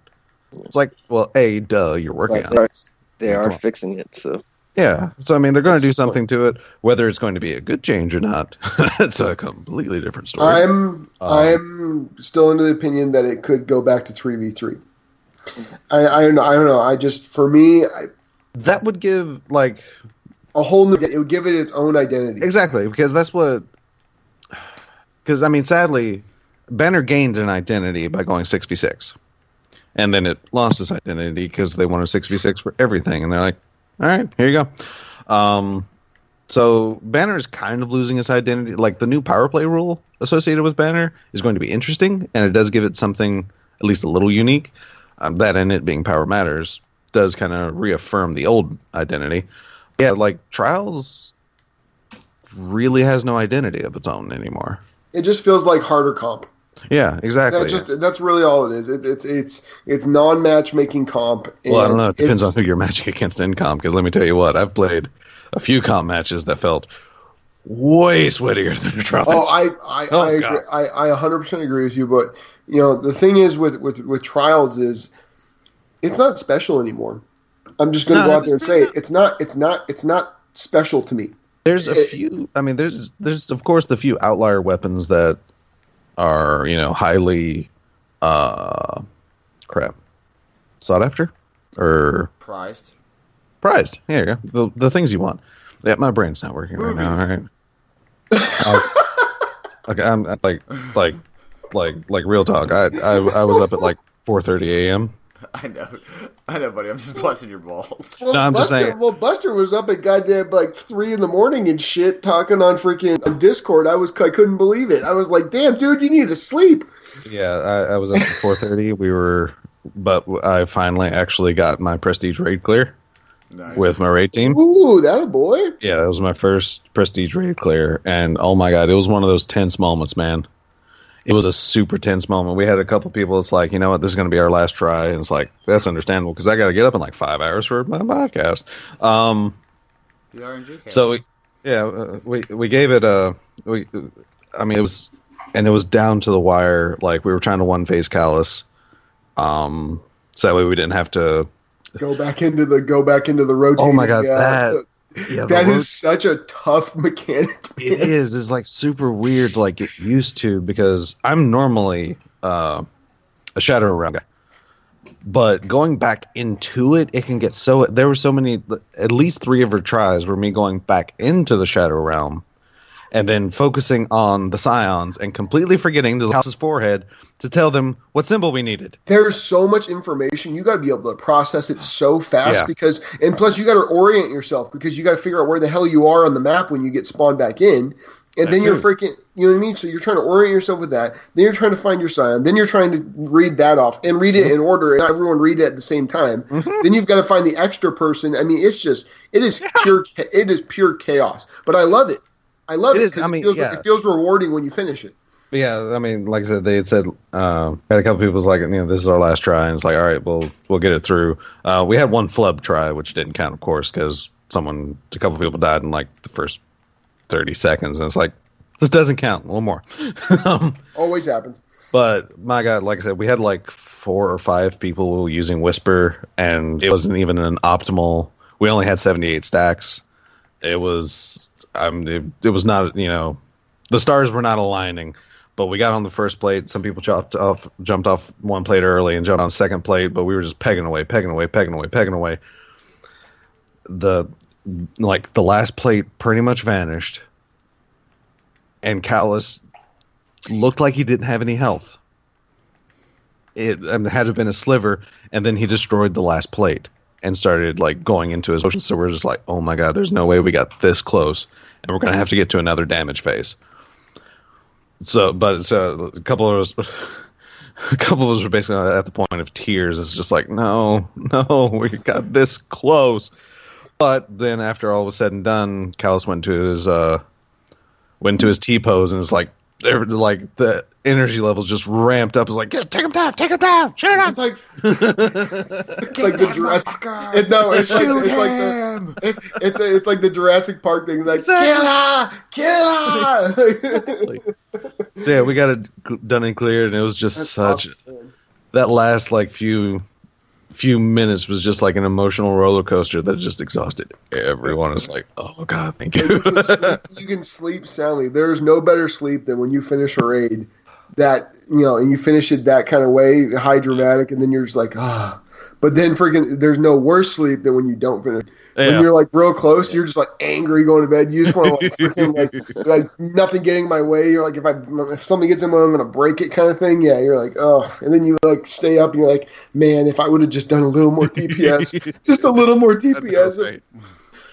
My god, it was a high situation, but my god, we got it through. We got it done. So that means I have Destiny 2 platinumed.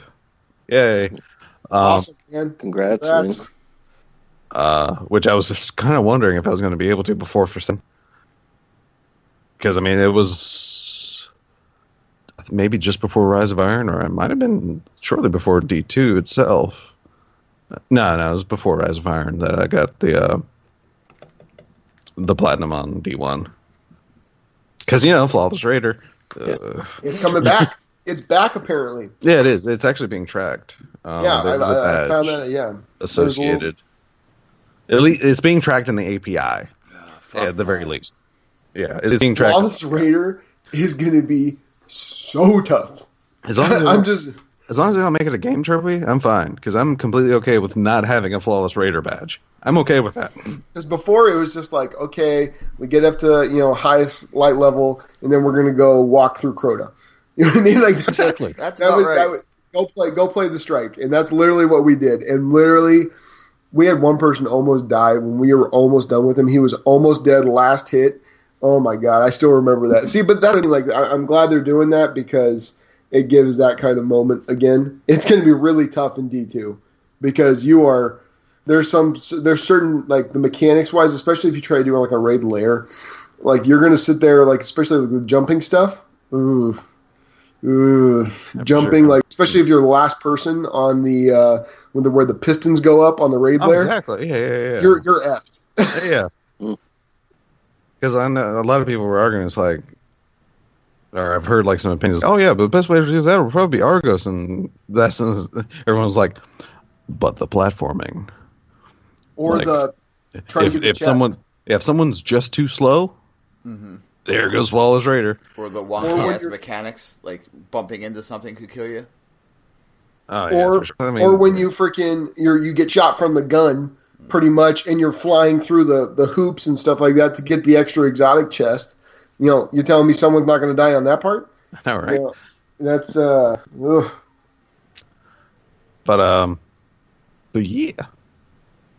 Oh, jeez. And say, on a different note, any speculation as to what the immense creature at the heart of the Dreaming City is? An immense creature, that is an ancient curse. It is slumbering in the heart of the Dreaming Sea. And yes, all I know is what they told us in the trailer. Oh, man. That... Do you think it's Worm God? If it helps though, buddy, you sounded real confident. I mean, I know, because that information is accurate, because it's the only concrete information we have. See, this is why I deal in things we know. Because you can say it confidently and truthfully until things, and that's not your fault. All right, I want a speculation from each one of us. What do you think it is? What do you think it is? Savathun. Okay. Either Savathun or it's another Worm God, I'm thinking. See, I think Zol and Savathun are in cahoots. Yeah. Yeah. Is that what you guys think it is? No, I mean, it's probably going to be Savathun because, you know, they love busting nuts all over that family, apparently. I'll say, yeah, Savathun, but what I hope is the perfected Raven. I don't think it's Savathun directly, though. I will say that. Okay, here's just put your hats on, boys. Put those spinfoil hats on, because here you're about to hear my grand theory. I still have my spinfoil hat in my inventory, actually. Okay, put it on. This is what's going to be. Calling it right now. This is going to be Marasov being possessed by Savathun. Possessed. It's going to be her riding a goddamn worm god. Like straight Dune status. Like straight Dune status, and that's what it's going to be, a double boss fight. And it's going to be I'm her. down for that. And this is my twist now. What a twist. Here's my twist. So, Uldren kills Cade, correct? We're all in agreement to this. Which you called, by the way. Yeah, wait, just whatever. Just just saying. I'm pretty good on my predictions, but that's fine. We're just gonna keep going from here. It's on record. Just if you ever want to go take a listen to it. I'm calling that Uldren did not do that willingly. That he is doing it because he was told to do it by his possessed sister. And it was one of the only ways, because one of the only ways for them to save. I'm calling right now. There's going to be a turn on Uldren. Uldren will not, because they wouldn't just put the enemy out there right off the bat. I just feel like there's going to be a twist. Like he's not going to end up being. There's going to be a reason for him killing Cade. Yeah. I'm telling you, there's going to be a reason for him killing Cade. It's not just going to be like, because otherwise, what's the point? Oh wow, you killed Cade, great. Yeah, you know what I mean? Ooh, see, now I'm just going to play devil's advocate here because I really don't want them to do a twist because I don't want him to be a redeemable villain. I want him to have killed Cade because it would hurt us. I mean, that's also my point of, it's just the fact that Uldren's a dick. Yeah, he's a fucking dick. He's always he wanted to kill us, or not kill us, but at least put us in an impossible situation that he didn't think we could survive. But we haven't had that situation in Destiny in its entirety yet. I mean, have we? Have we had a villain that we have turned into an ally completely? I'm probably forgetting someone, and I'm going to sound stupid, but I'm just saying have a turn to an anti-heel turn to where he ends up. There's a redeemable quality to it. Yeah. And guess what? He'll probably die. I'm calling it right now. He's probably going to die, but there's going to be a redeemable quality where there's going to be a reason for it. Like I said, I'm behind you, and I don't doubt the power of your prediction. Like, I don't. Because, like I said, you called Cade, like, on the money. It happened. I pretty much have the same theory. That it was either Marasov was possessed by Savathun, or it's Savathun posing as Marasov. Possibly. But to manipulate children. For people wondering, episode 98 of RNGCast released on April the 8th would be the episode where Gorilla Golf called it. Thank you. Yeah. But I don't know, because it might, like, giving him a redeemable quality might actually conflict with their idea of giving this revenge story, and they've said before they don't want to soften that blow. They've said if I'm not mistaken, they've said they want Uldren to be this villain. So I don't know. Like, it wouldn't really surprise me if there isn't some kind of manipulation, but I just don't think. Okay, the only part that I'm hung up on is Uldren getting a redeemable quality. That's literally the part. That's probably my least, as far as my strong, like, prediction wise, that's probably my least, the one I feel least strongly about. But I'm telling you right now, especially because what was leaked when he said her, when he said when we were talking about the raid boss, he said her. Yeah. You know, obviously it's one of two. It's either Savathun or it's, freaking it's Marasov, or it's a combination of both. But I'm telling you right now, we have not fought a Guardian-sized enemy as a raid boss. Number one, I think would be very well. I mean, honestly, but no, they don't count sisters as raid boss. That's right. They're not raid, exactly. I'm talking raid boss. Yeah. Everything has been a gigantic. Actually, thing. everything. Everything has been a gigantic thing that tries to stomp on us, which I don't understand. This is a whole nother theory, but why doesn't Oryx just smash us with his hand? I'm just saying. I'm just leaving it at that. I mean, because we're paracausal. I know, but he just keeps smashing us. Just keep wiping it on. That's a whole nother thing. But what I'm saying Dormammu, I've come to bargain. Smack. Exactly. Dormammu, I've come to bargain. Smack. That's perfect. Oh, God. But all I'm saying is that I think we're going to be fighting. I think we're going to be fighting a possessed queen. I really think that's what it's going to be. And I know, Buster, I know that's like your character, man. I know that you didn't want them to fuck it up. I want to know what you feel about that. About what them? I mean, if they were to do that, how would you feel? I think that's what it's going to be. I think that you're going to have to fight her at the end. We're going to have a guardian-sized, it's going to be super weird. It's probably going to be a possessed queen because the queen is one of the most favorite characters from Destiny 1. As for the whole, I really do think Uldren killed Cade because it's going to hurt. I mean, like I said, I wouldn't doubt if he's being manipulated in some way, but I still don't think he did it unhappily. I think he might have been a little too eager. It's like, but you have to kill one of the Vanguard, and he's like, okay. I could, but I think the whole point of them killing Cade was to get us to come after him. Oh yeah, for sure. That's to get us to come after him because they know that we are the bad boy universe. We're the ones that you got to take out. If you want to rule the universe, you got to take us out. And from what I'm possibly hearing, like possible spoiler warning, apparently, at least in the campaign goes, like I don't know for certain, but apparently us going after Uldren is going against Vanguard orders. Oh, I 100%. Come on, Zavala got mad at us for going after Rasputin.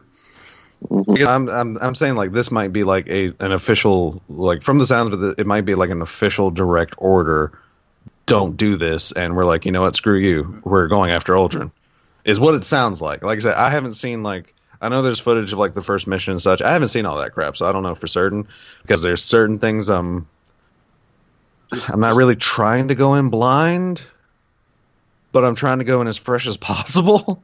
Sort of. But yeah, I have no doubt that Aldrin has willingly done this. But as far as the whys, you got me. I mean, I don't know. I'm just getting this picture of freaking her like on top of the goddamn worm, like with a rein and like having like, you know what I mean? Like I don't know, like it's a Dune. Dune keeps coming to my head, and because they literally look exactly the same. I'm saying it's a big goddamn. The worm god was a big ripoff of Dune. If you've seen the Mind Killer, very heavy metal. Yeah, you know what I mean, but how badass would that be? Like that, because remember, what's his name said he wanted to get a tattoo of the final raid boss, and that would be a badass tattoo. I know, right? Riding a freaking Marasov, riding a worm god. Yeah. I don't know if I'd want a giant worm on my ass. Or hey man, That's suggestive. I don't judge. Coming out of your ass. I mean,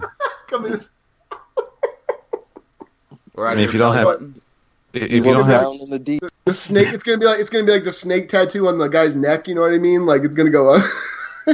I mean, if you don't have rhythm, you won't attract the worm. Oh man! Out of the ass, straight up the spine, and around the neck. There you go. Oh man!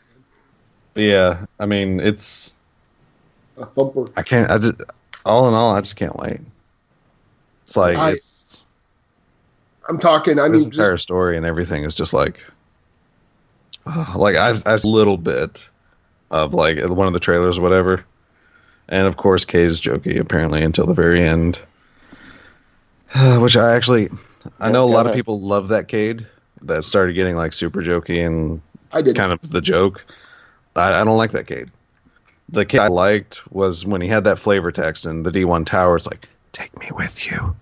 Exactly. Where he didn't want to be there. He wanted to be out with you. Exactly. I feel like he got too jokey. Like he got too.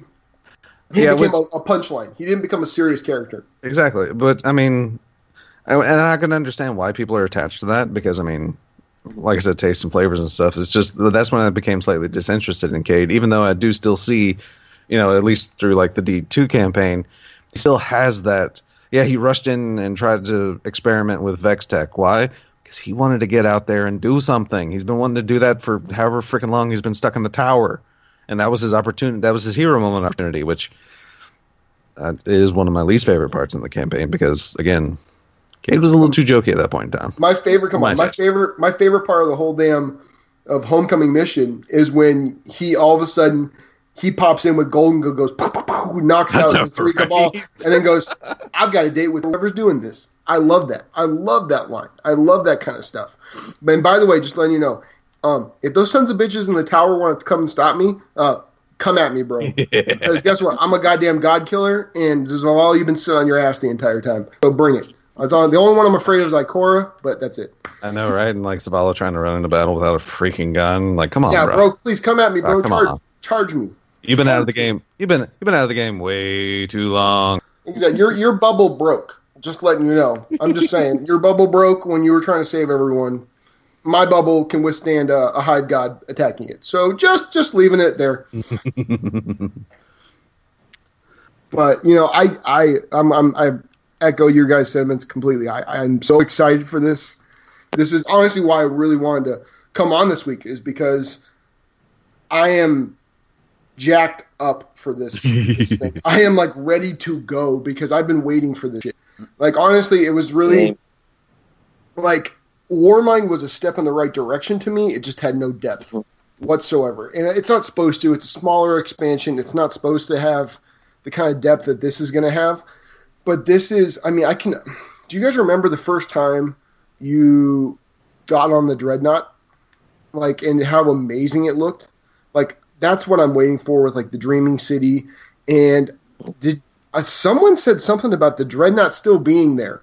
And that's a whole nother thing that it's still there. I mean, I'm just, throwing it out there. Like I said, Mr. Spinfoil here. But, just keep an eye on that for later. Which means the Tablets of Ruin are still a thing. And just to let you know, what is Nokris's ability. He is a necromancer, and we didn't kill Zol, so which is actually another very interesting aspect to what a lot of people aren't getting about Nokris and Zol is the fact that, and it was actually hinted at in one of the adventures because I was doing some adventures, for the armor, and I ran across the mission that I didn't even think of anything of it when I first ran through that adventure, but you had the knight that you're chasing through the arcology who was intentionally dying to you. Yeah. That's not Hive. I just replayed that adventure. That's not Hive mentality. Hive mentality is sword logic. You kill. You don't die to grow more powerful, which, as we found out, was Nokris's thing. That's his necromancy. But in Books of Sorrow, they do talk about how Savathun or Arash all kept killing each other to gain more power because they loved each other, kind of thing. Exactly. But that's what I'm saying. So death is only the beginning. You know what I mean? Sure. And that's I'm telling you, man. There's so much. We've talked about Penumbra. That's the last thing. And guess what? What's Nokris's little thing? It's all Penumbra. Just sprinkling us in there so that a year from now we can go back on this episode. But just keep an eye out for that. I think we're about to get into some heavy shit, and I hope they keep this dark. I hope that I'm like everyone's sad that he's dying. I want him to stay dead. I want him to be. I want a statue of him in the tower, and I don't want to freaking deal with it. Okay. I don't want to have him jokey. Oh, ha ha ha! Like I don't want that. I don't want that in the game. I want it to be dark. There needs to be a dark turn to it. The game's getting too light. There needs to be consequences. There needs to be actual loss in this game. Because right now, look, we're Guardians. We don't deal with loss. I mean, the only thing. I mean, look at how we dealt with losing our light. We just got our light back again. We don't have loss. There's no thing permanent is in Destiny, and I want this to be permanent. I really hope. I agree. I really hope that deep down inside that I hope Aldrin makes a joke before he kills Cade. Like, you're not, says something like, "Oh, you're not laughing now," or "Oh, nobody would retort," or like, "Knock knock, who's there? Bang," type of thing. I know, right? Just something with Ace of Spades because he's doing it with his own gun. Yeah. Do some kind of card joke or something like that, or I don't know. I could just looks like you went bust or something like that. And then when Cade goes, watch what you bang. That's what I just want. I really like that Aldrin is the one doing it. I do because it's already a character we didn't really like. He was already pretty much he was an emo dick. Now he's going to be a emo guy who's going to get fucking murdered. That's. One last hole in the ace. Also, the definition of penumbra is the partially shaded outer region of the shadow cast by an opaque object. In astronomy, it is the shadow cast by the Earth or Moon over an area experiencing eclipse. Interesting. What if the eclipse is? What if they use as the moon or the sun? They use the traveler. That's what I mean. Maybe the darkness is this shadow that is eclipsing us. Yeah. Okay, remember, everyone's forgetting Dorito ships coming towards us. Triangle ships coming towards us. What is that? I mean, who freaking knows at the same time? I mean, we're dealing with. Like I said, this is now that the year one is going to be done, and that we're done with this. Like I said, all the rooms are built. Now we got to fill them. It's the Goa'uld. It's the Goa'uld. They're coming. It's Ahamkara. I want to fight beside Tilk. Tilk is awesome. He's great. That was one of the best dry characters ever in sci-fi, I think. I'm just saying, man. I think as far as the game itself, I think this is going to bring a huge amount of players back. It is because a lot of this stuff is gonna be catering towards content creation. Yeah, I echo this every time I talk. Oh yeah, I mean, look, the game is fed by content creation and content creators, which I'm not a huge fan of because then you get sheeple, you get people Exactly. who adopt what the streamers and content creators think is their own idea, and they just leave it there, and that's their idea. They don't come up with their own thoughts, but it's what the community is driven on. It's driven on god rolls. It's driven on amazing weapon plays. It's driven on raids. It's driven on raid help. It's driven on lore. It's driven on all those things. And guess what? Everything I just said is coming. It is coming. So, I mean, I don't know. I mean, I don't know what the Cheeto fingers want, but this is what they're... yeah. Which I've also got to circle back real fast. When talking about the Whisper of the Worm, I love that quest. Amazing. But I also love the fact that the entire process is actually a throwback to D1. Oh, yeah. I mean, for those that don't know, literally the process is a throwback to D1. Because there was that knight that I noticed first, and he was a Prison of Elders boss. Well, that captain, Urzak? Yeah, Urzak. Urzak. Is he the one that screams? The one when freaking what's his name? That's Varric Kexus. screamed. That's Kexus the Betrayer. Yeah, it was the fallen ones that he screamed on. Yeah. But Still love it. But yeah, Urzak was a Prison of Elders boss.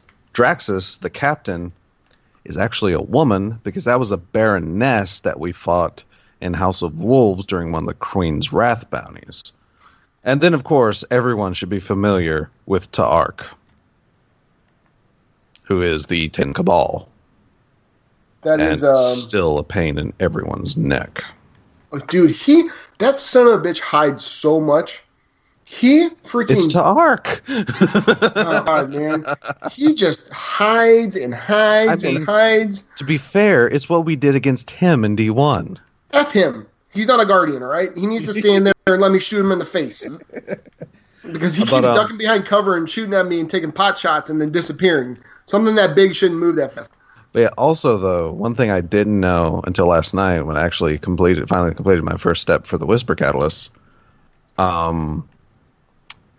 the Oracle sequence is involved in getting the chests to get the exotic ship. The sequence in which you kill them, I knew it sounded familiar because hearing the oracles again was actually super comforting to me. And that's like a whole different story because it's like I told some last night, I made the realization that Vault was probably the reason I'm the spreadsheet guy of Destiny right now.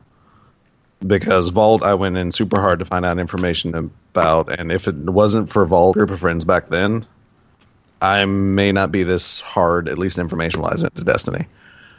But, like, hearing them, again, was, like, super comforting to me.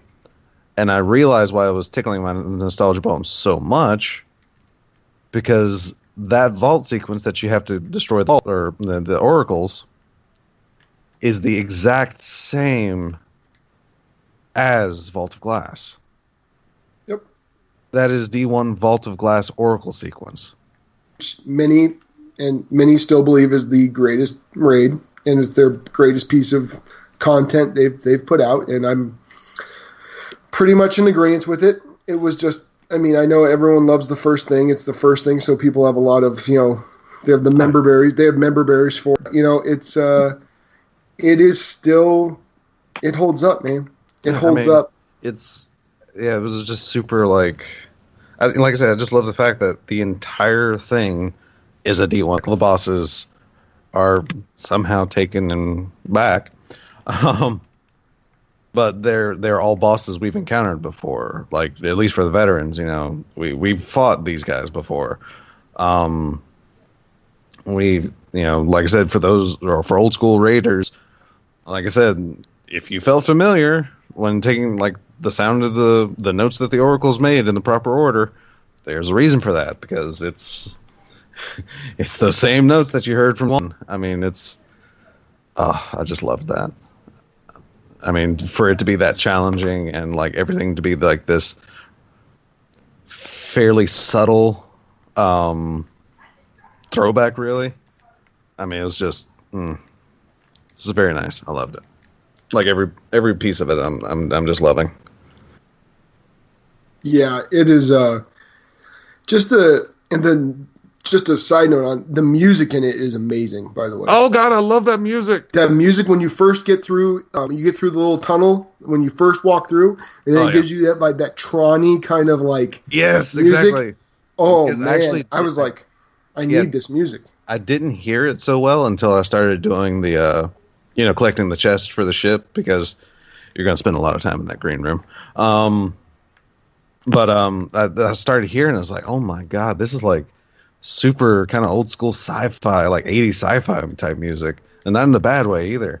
Like, I was waiting for a light cycle to go past me. I know, right? Because that's the one issue I had with either IO or Nessus, the one that has like the freaking harmonics in it and such. That sounds like bad sci-fi music. Yeah, it still it reminds me of the lower budget sci-fi stuff. While like that is definitely like the more high production 80s sci-fi music.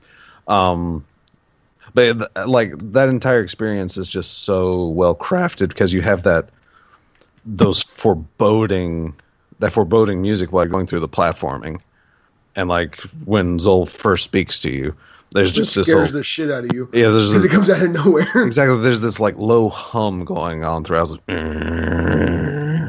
It's like so good. It was nice, and then it kicks up into this like Tronic music. It's like, all right, cool. And then like once the battle hits, it's like, oh my God. Oh. It is, and that's one thing that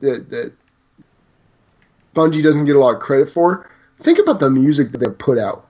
They have put out music that, for Halo-wise, I could still hum half the Halo songs. I mean, you know what I mean? It's just, it gets overshadowed now because what's his name? Left, and and that's understandable because he was the guy behind the Halo music. So I understand a lot of people's reaction to the fact it's like, oh, it's just not as good. It was like, to give it a chance. A lot of this music is still really great. Yeah. Oh no, it's, they said it's a.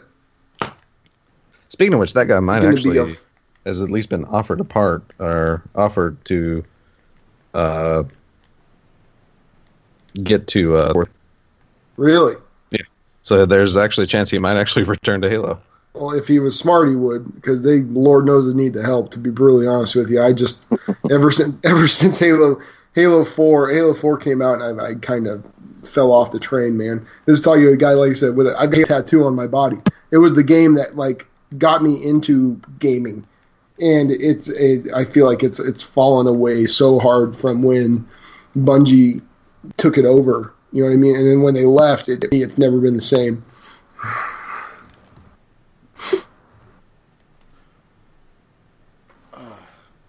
So, Des, should we drop the other shoe, as it were, and let Double G know about the new Paladins update? Since he did mention Rift, because Paladins warning, Paladins warning, Paladins warning. Yeah, Paladins warning because you're going to want to play, buddy. That's what this warning's for. Okay, you bet. Okay, back it up. Back what you are saying right now. Impress me. I am waiting. All right. Patch notes for update 1.4 are out for Paladins. They're making a new event is coming, the Dragon's Call. Skins focusing on 4 champions, including Khan, which has an amazing, like, almost steampunk, actually, like, literally steam train freaking design. Furia, Moji, oh my God, Moji. I'm getting that Moji. Shaolin. Dude, that Shaolin skin is actually really dope. I like his voice in that. But, yeah, so new event coming, new stuff to throw money at, whatever. Changes coming to a few champions. Victor's getting some tweaks, which, thank you, Hi-Rez, for completely ruining my first video. I was just going to say ruining your first video because you went all in depth on this great video and now they're changing it. They're actually completely reworking one of his talents, which completely invalidates pretty much everything. And not only that, but they're also changing the path in which his talents unlock thanks to it. So, yeah. So yeah, they're taking away his gunnery, which gives him bonus ADS damage, and giving him a 3-burst fire mode, which I don't think feels that strong, because I was actually able to load up the PTS yesterday and give some of these things like a look at to see how they are. And I don't know, it definitely, like, the burst fire definitely like doubles Victor's range, which is something cool, and like definitely gives him a more basically fit like the developer's intention in giving him a further back, a longer range option, because his gunnery was not quite that. But yeah, they're giving some changes to some champion. Yeah, his talents are changing a bit. Buck's getting some changes, like they're reworking one of his talents to be more consistent. They're reworking some of Cassie's talents for her long range option. A really good change on her Just Breathe, because it's giving a set range and it's giving a set damage, and because shots past 120 feet will give 150 damage rather than her normal like 7 whatever. And her current talent on Just Breathe gives bonus, like, the further you're out, the more damage you're doing. But at, like, over 200 units, it's, like, 870 damage. So it's actually, like, an overall gain. Evie's Wormhole talent, or Snow Globe talent, is getting a pretty massive change. She's actually going to be able to do a lot of damage with that, because she has a talent that lets her activate her ult, where the energy cost was 60% her ult energy. And it created like a smaller, like 2-second, like higher damage ultimate sort of. Let me tell you what, these ults, you can't blast them. Their damage does stack. It is going to be insane, because they will decrease the energy cost to 50%. So yeah, you can just rapid fire, pop, and like I said, they do a crap ton of damage because that damage stacks. Reworking Fury a little bit, so you have to be closer to heal. Grok is going to do a crap ton of damage, let me tell you what. Sustained... My dude. Ooh. Yes. Sustained fire on one target will increase his damage up to 30%, which is massive. Healing Totem will be automatically... They're basically taking his Spirit's Domain talent and just applying it to his Healing Totem normally, where it can deploy at range. And his Spirit's Domain, well, basically kind of think Moira Overwatch, where your weapon shots will actually heal your allies at the same rate as his damage, except you don't get the stacking heal. Wait, so if you shoot an ally, they get health back? Yeah. Yep. That's interesting. So I mean, by itself, it's not that great, but when combined with his Healing Totem, like his primary heal, it's actually pretty massive. Grover's getting a few changes. Khan's getting some tweaks. Maeve's Street Justice is getting a rework to where they wanted that to be like her pounce did damage, like dependent upon how much health your target was missing. Well, now they're reworking it to where the fact if your enemy is below 35% health, you will now be able to execute them with pounce. And there is a skull emblem that will appear on a target that can be executed with this talent. So, yeah. Makoa change is super fun. Davy Jones' locker, where he has a shell spin, where he goes into a shell and just spins forward a short distance. Well, now with Davy Jones' locker, he'll be able to spin forever. Literally, there's no stop. It stops when you want it to stop. Even if you It's hit gonna something? be super fun. Yeah, even if you hit something, you'll just like bump against. You basically become a blue shell Mario Kart. You become the Tasmanian Devil, or what? Pretty much. I mean, imagine like a Mario Kart shell, basically. I mean, he goes into his thing, and you'll be able to like turn and oh god, it's think Gamera from Godzilla, the turtle monsters into a shell and rockets. Yep. Okay. Madame is getting some cool effects. Moji, the Toot talent is going to be getting some changes. The fact that it's not going to give you move speed bonus anymore, and the cloud duration itself is going to be halved. Understandable. Pip is getting a similar change to Grok, where his combat medic talent will make it to where weapon shots will heal allies. Again, not great on its own, but when combined with normal healing, pretty strong. Saris, I was actually nervous about when they mentioned on the stream. Maybe changing Saris, but more details soon. Well, when the patch notes came out, they're tweaking her Restore Soul. They're actually increasing its range. What? Mm-hmm. Soul Collector, that talent is... for that talent, if you detonate charges with Saris, you can get these stacks up to 8 that increases your weapon damage and increases your max health. Well, currently it maxes out at 8 stacks. It will max out at 15. And oh my god, her damage at 15 stacks. And health. Good gosh, she has like almost 3,000 health at max stacks. Really? Yeah. God. Holy crap. Shailen's getting some tweaks. Tyra's going to be ruthless because her hunting party talent. Well, basically, because a big part of Tyra's kit is her hunter's mark, and it allows you to do increased damage to a target. It has a cooldown. A hunting party usually allows your entire team to benefit from this damage. Plus, I think adds a little more damage bonus.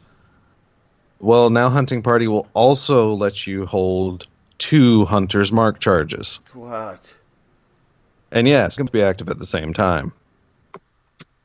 So you could tag the frontliners of it and let your party just get, I think it's 10% extra damage?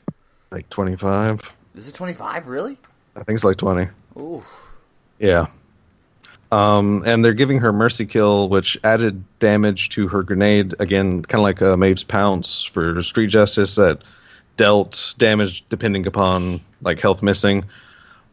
Which they felt for Mercy Kill is like it was kind of ambiguous when to use Grenade Launcher. Well, now Mercy Kill adjusts your grenade damage to deal 35% of your target's health.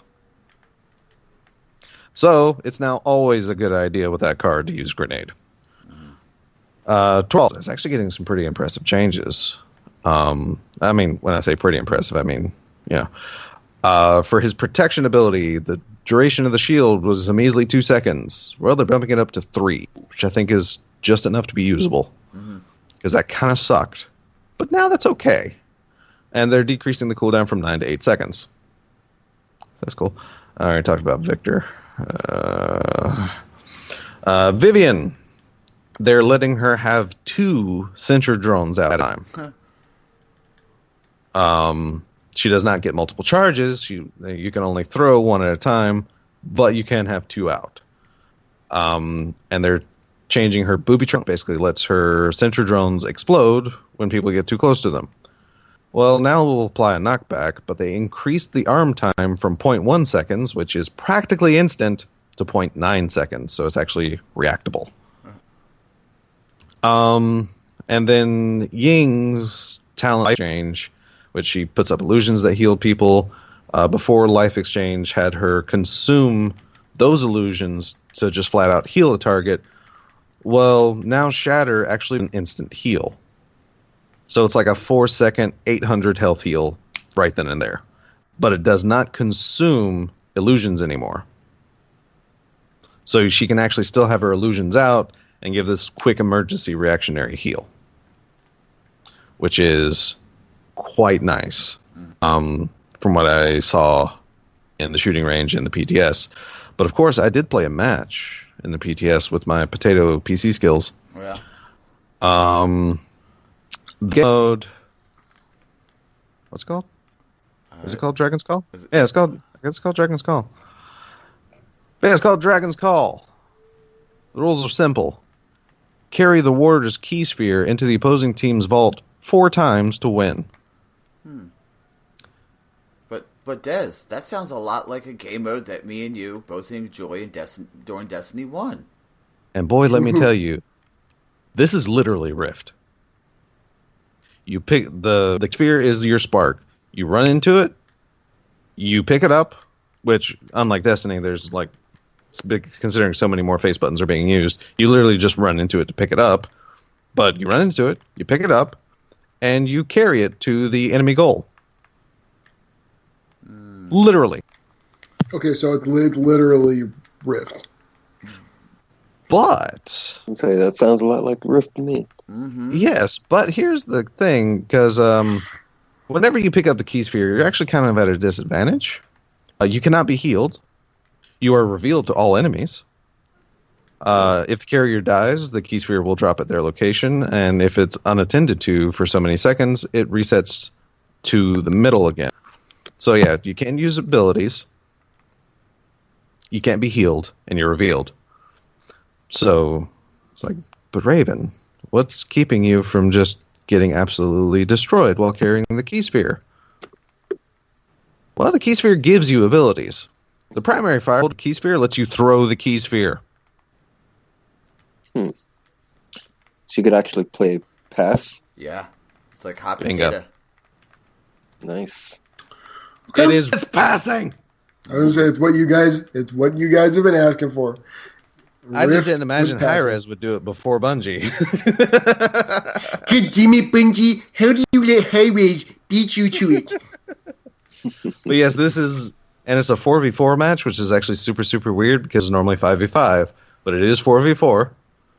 But it is pretty much, I mean, it's, like I said, my skill on PC is just absolutely awful, so I lost horribly. But it's Rift. So randomly assigned champions, right? Nope. No?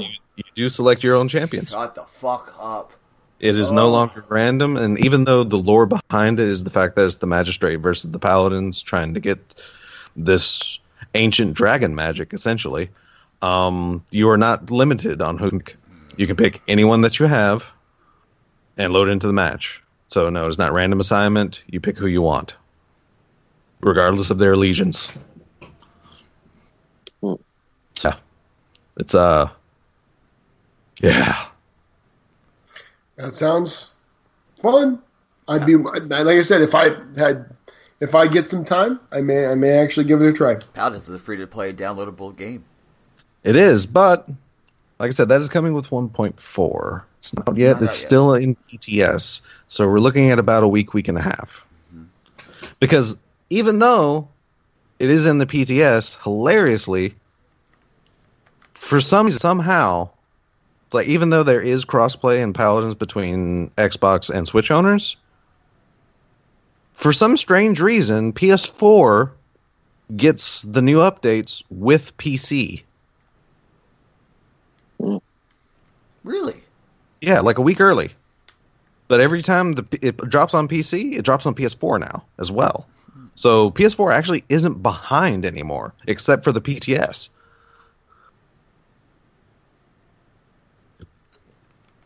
Yeah. Yeah. Yeah, I found that super weird because I mean it happened with Koga's Revenge. It's been happening with the recent patches or hot fixes that they had come out. PS4 and PC are getting these things at the same time, and then Xbox and Switch are getting it a week late.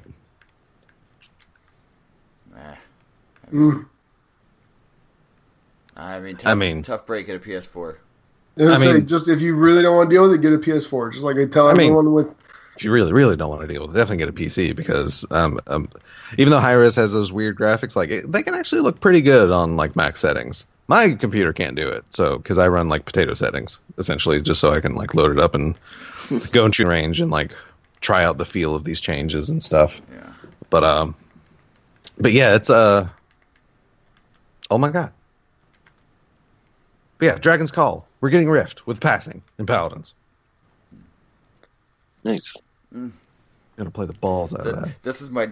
You don't see it right now, but I'm dancing because I'm so happy it's back. I don't give a shit. I am quite sad though it's not permanent. Whatever. Yeah, I mean it might be recall. I mean they do reuse Smite events as well, and they're definitely heavily leaning into like what they do in Smite. Hilariously, the Mecha Prowler, that is one of the mounts. That's a skin for a god in Smite. Oh, is it? the literal Mecha Prowler, the exact same design. Which I mean, it's still their game, so of course they can do it. But I actually loaded it into Smite and like was looking around things. And it's like, wait, that's the Mecha Prowler. That's in Paladins. Brandon, what happens if you shoot somebody too much? I still giggle every time I watch that video. Oh yes, and like I said, considering the first video is ruined, and considering Hi-Rez is reworking their champions, I'm having to rework my Paladin series. First video is actually going to end up being once I rework the first and new second episode, which actually won't be the second episode I thought it was going to be. Yes, once I rework those, I'll re-upload them, and the old video will be gone. Because Hi-Rez did reveal to me the major flaw in my video series. And the fact that if they do change a champion, at least for Victor, I can't really like reference that first video that has so much like beginner information. I really don't want people to go back and watch through all that again. So I'm going to be retuning the first episode to not champion. It's just purely going to be the details if you're super new to Paladins. It's going to go over like the champion roles, where like they play in and crap like that, the game modes, give you a rundown of the items and the loadout system. Like I'm literally going to rip some of this audio and reuse it, and then record some new audio to go along with it. But yeah, the first episode will no longer be about any champion. It will just be about a beginner's introduction into the game itself. And then episode 2 will be the new Victor, which again will also use old and updated audio to better like convey that. And that way I can at least, instead of replacing a video, maybe give an update video that where I can reference things in a more concise manner. So that's going to be happening. Shouldn't take me too long, but solstice and grinding and crap. So might take me a little bit. So yeah, so that's on the docket. Which, like I said, I'm kind of glad that this happened now, rather than like We're just 6 episodes in. But that would be, I was gonna say, because that would be a lot of time that you wasted. Yeah, at least this is the best time for it to happen. Yeah, it's like the first episode. Yeah, I can actually go back and like change and replace that and do all that kind of stuff. So yeah, it'll be fine. It's not that much work. Yeah, it's gonna be fine. But yeah, like I said, it did reveal that flaw to me. That way I can adjust around a game that is still actively being developed, even after beta. Which is actually a really cool thing, too, also. That they're still like giving people, the champions and such, this much attention. Because there were at least a portion of the community that were worried that, Hi-Rez would drop it at some point in time, especially considering Realm Royale's coming out and all this and that. But yeah.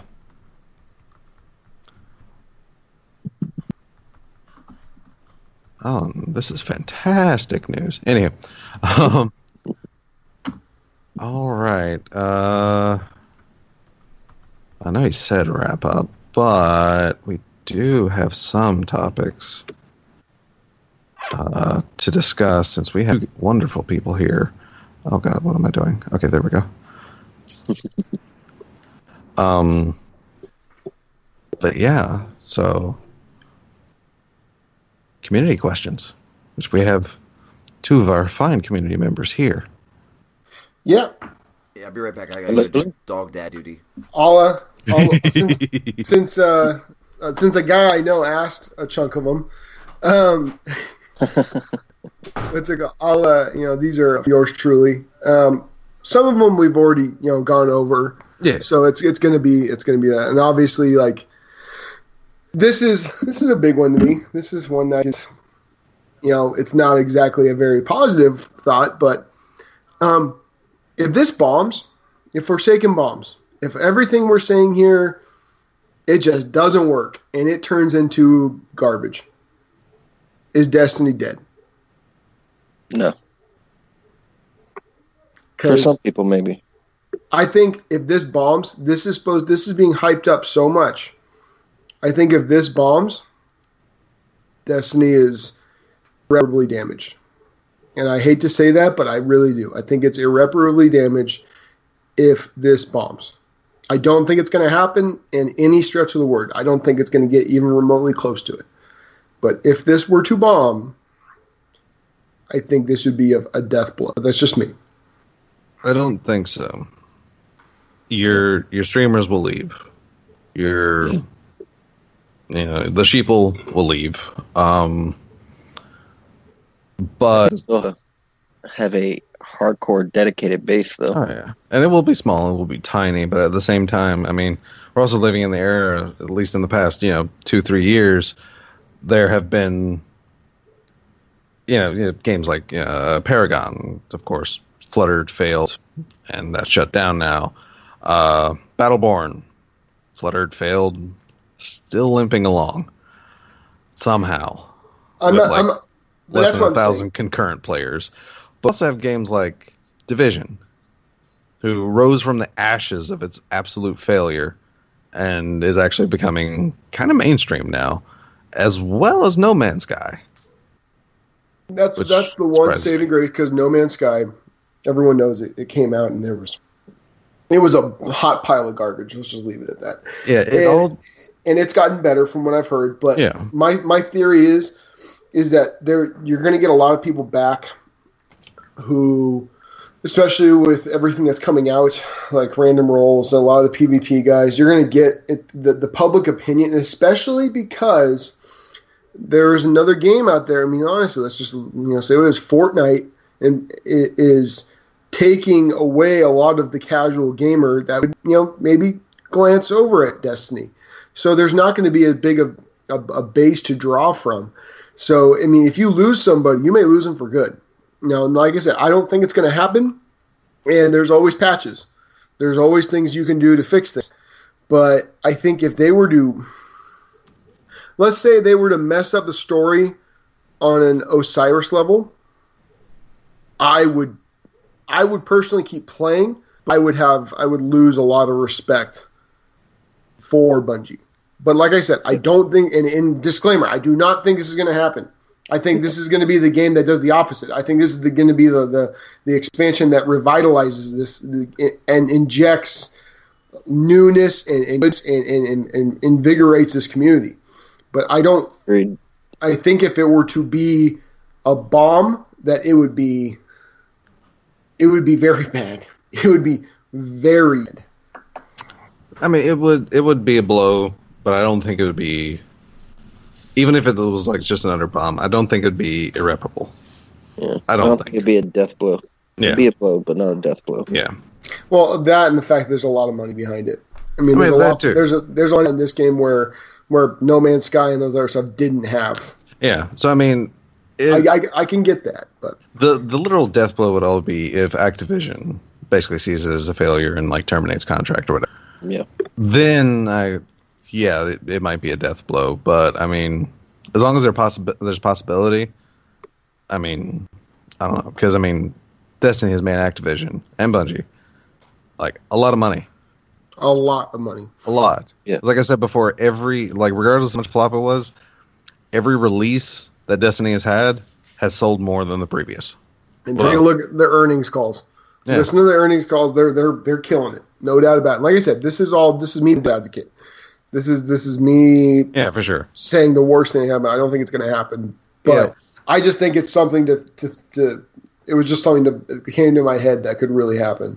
Yeah, I mean it's possible, and like I said, it would be a harsh blow. Actually, I don't think it would be that much of a threat to the casual. It would definitely lose the hardcore base, like a bit of the hardcore base, but yeah, I mean.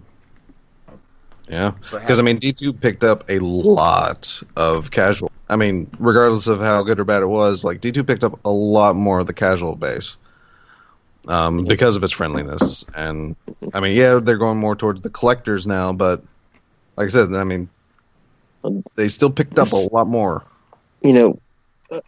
People say that D2 catered more towards casuals, but I've got a buddy of mine my roommate, as a matter of fact, who never played Destiny 1, never even knew anything about it with me, and then started playing Destiny 2 on my system.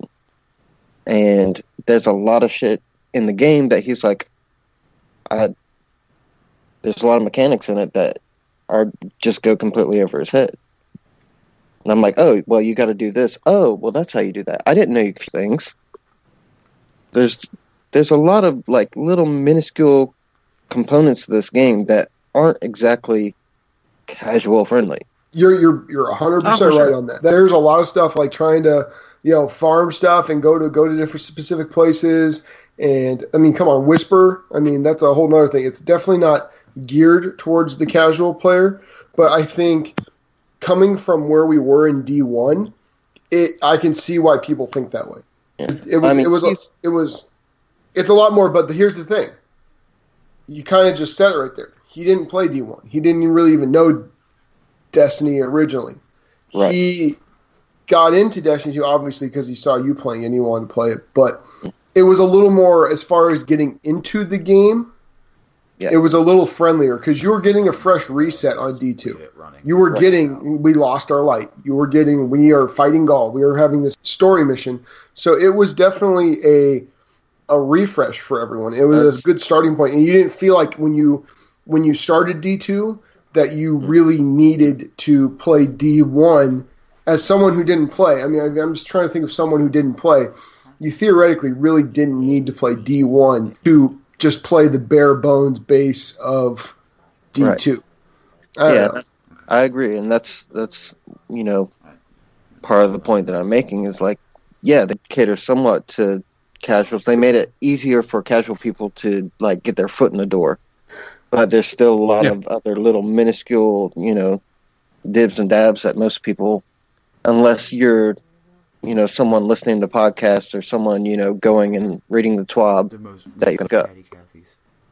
And that part's not catered to casuals. I'll be right out. What? Okay, I'm back. Let me just answer let me just jump in that one question. Yes, I do not believe that I don't think that Forsaken will be a failure. I think if it isn't as good as everybody has their expectations, that we will lose the hardcores like we did before. And hey, Destiny 2 is still around. We don't need the hardcores like the streamers and stuff. The game's really not, going anywhere. It's making money for Activision. They'll keep putting it out. They'll keep changing until everybody comes back, and everyone came back. I get it. Like I said, it was not my personal belief. I just thought it would be a good. Yeah, no, it'd be a good little thing to talk about. No, I catch you on that one. I have to split. Go take care of a pup. It's a good time. I'm just going to mute and let the call keep running because I don't know if I hang up if it will end the call. So I'm just going to mute out and let you guys go. My recorder will stop recording when it records. And then if I don't catch it all, Raven, you got me, buddy. I'm recording as well. So if you need something, let me know. Cool. Hey, man.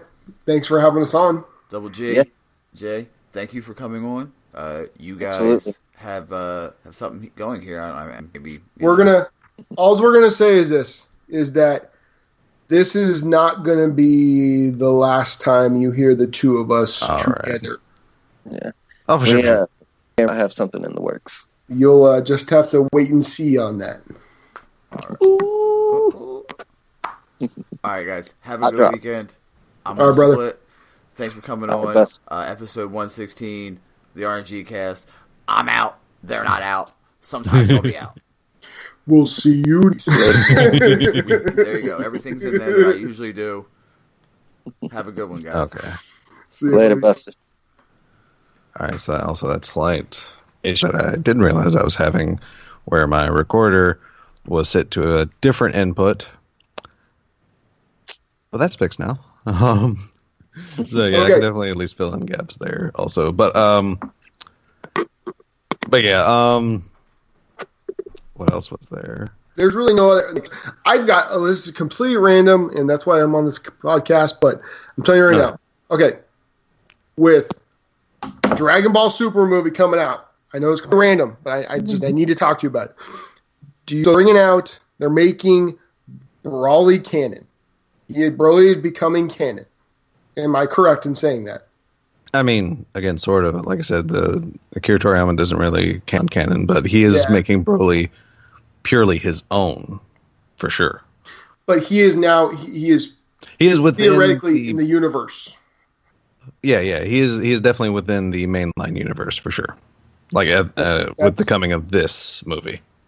Do you feel that movies from now on are going to be dealing with that? Because we haven't had a movie deal with that. We've had 2 that were canon before. Well, okay.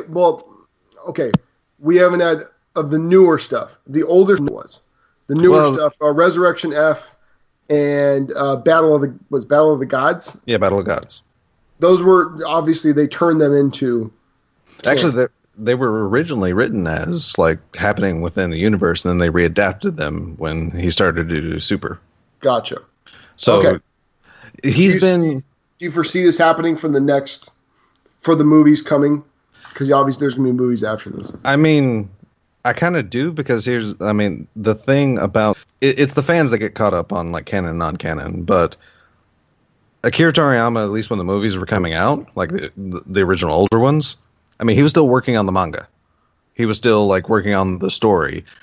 I mean, but of course, one thing I see it a lot, but one thing I do need to remember is Akira Toriyama did an extremely smart thing when he started his manga, and that is he created his own studio. He owns the rights to his characters. They cannot be used without his permission.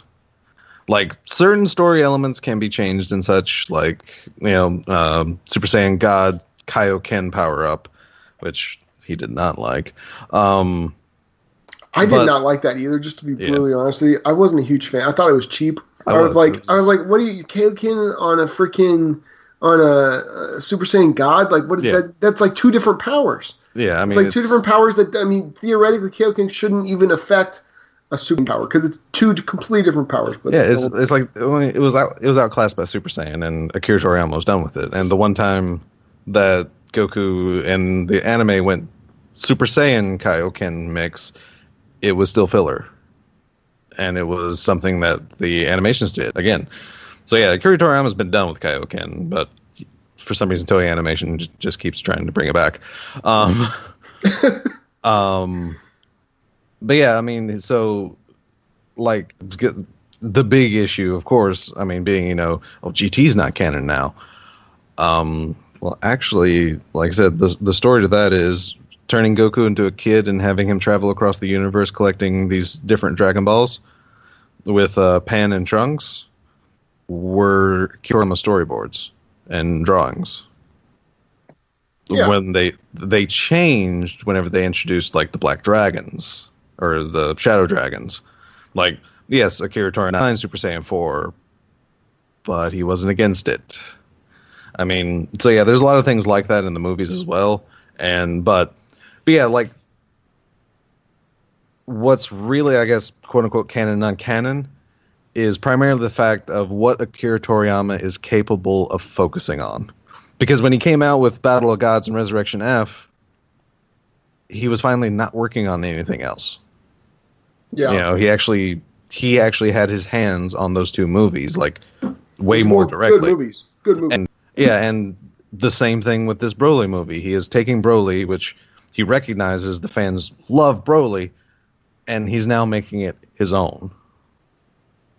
Which I wasn't grown on me. Because originally when they said Broly, I was like, are you effing kidding me? Right? Movie like, I was like, okay, just beat the dead horse more. But because he's reimagining it in his own thought, I can get behind it. I mean, obviously, it's just going to be, come on, there's just more and more powerful characters. He's more, Broly is more powerful than Jiren. I mean, what else is going to be less powerful? But, obviously, there's, it's not exactly the most in-depth storyline. But as far as what's coming out, the animation, I did the same thing. Originally, I wasn't a big fan of the animation they were going to use. I thought it looked kind of choppy to me. Now that I'm looking at it and watching it, I'm okay with it. I'm okay with it. I'm gonna watch it in the theater. I'm gonna go. It's it looks good though. My wondering though of this movie, like it is like hilariously, I'm wondering if they're going to like pull the ace of the sleeve of Ultra Instinct out in order for Goku to deal with Broly, or if he's just going to get another like Care Bear stare, share your energy, and use this super amped up, powerful Super Saiyan Blue to take care of Broly. Here's the first movie. Yeah, and that's my thing is that so when he goes Ultra Instinct, he obviously said it's just he doesn't know how to do it. It's not a technique. It just happened. Yeah. You know, the thing is with Broly, he's going to obviously some, you know, green, and then they show in the original, the first video, talking to a Saiyan. Is that Broly he's talking to in the very first part? Remember the very first one, he's on the mountaintop? Yeah. It could be. I don't know who that is, because he's like, I am the originator of Ultra Instinct. You know what I mean? Oh, that's like, probably not a Saiyan then. Yeah, exactly. He's the creator of Ultra Instinct. So I'm guessing it's going to have some point to it, but I think it's not like some stupid Ultra Instinct 2 or something else. Right. I'm just saying. And because good God, Goku has enough forms. Jesus. I know. Now you know something's going to happen. So now it's going to be, you know, and Vegeta already is the one. Technically, if you look on power scale, Vegeta technically is higher than Goku right now. If he does, because Ultra Instinct's not a technique, it's not something he can repeat apparently. So if you're looking on pure power level, technically Vegeta with his Super Saiyan evolution 9 names is technically higher. I guess is what I saw on the power scale. You know that's not going to last long. So I don't know. I'm very interested to see what happens. I had to throw in to talk about last time I was on, and I wanted to make sure of it. But that, and I'm actually kind of hoping, because Vegeta is the only character in the entire series that has actually serious character growth. 100%. My favorite character. He's my favorite character in the entire thing, and every single time I see it, I want Vegeta. When he beat Toppo, that was great. That was great to me. And like also the fact that, I mean, even through Super, like Vegeta's got even more character growth, because there at the end of Z, you're kind of actually cared for, you know, his family and life on Earth now. But then with, you know, Battle of Gods, Resurrection F, and like I said, Dragon Ball Super, you're actually finding out he is like a family man now. Softy. Yeah, I mean, when he's sitting there.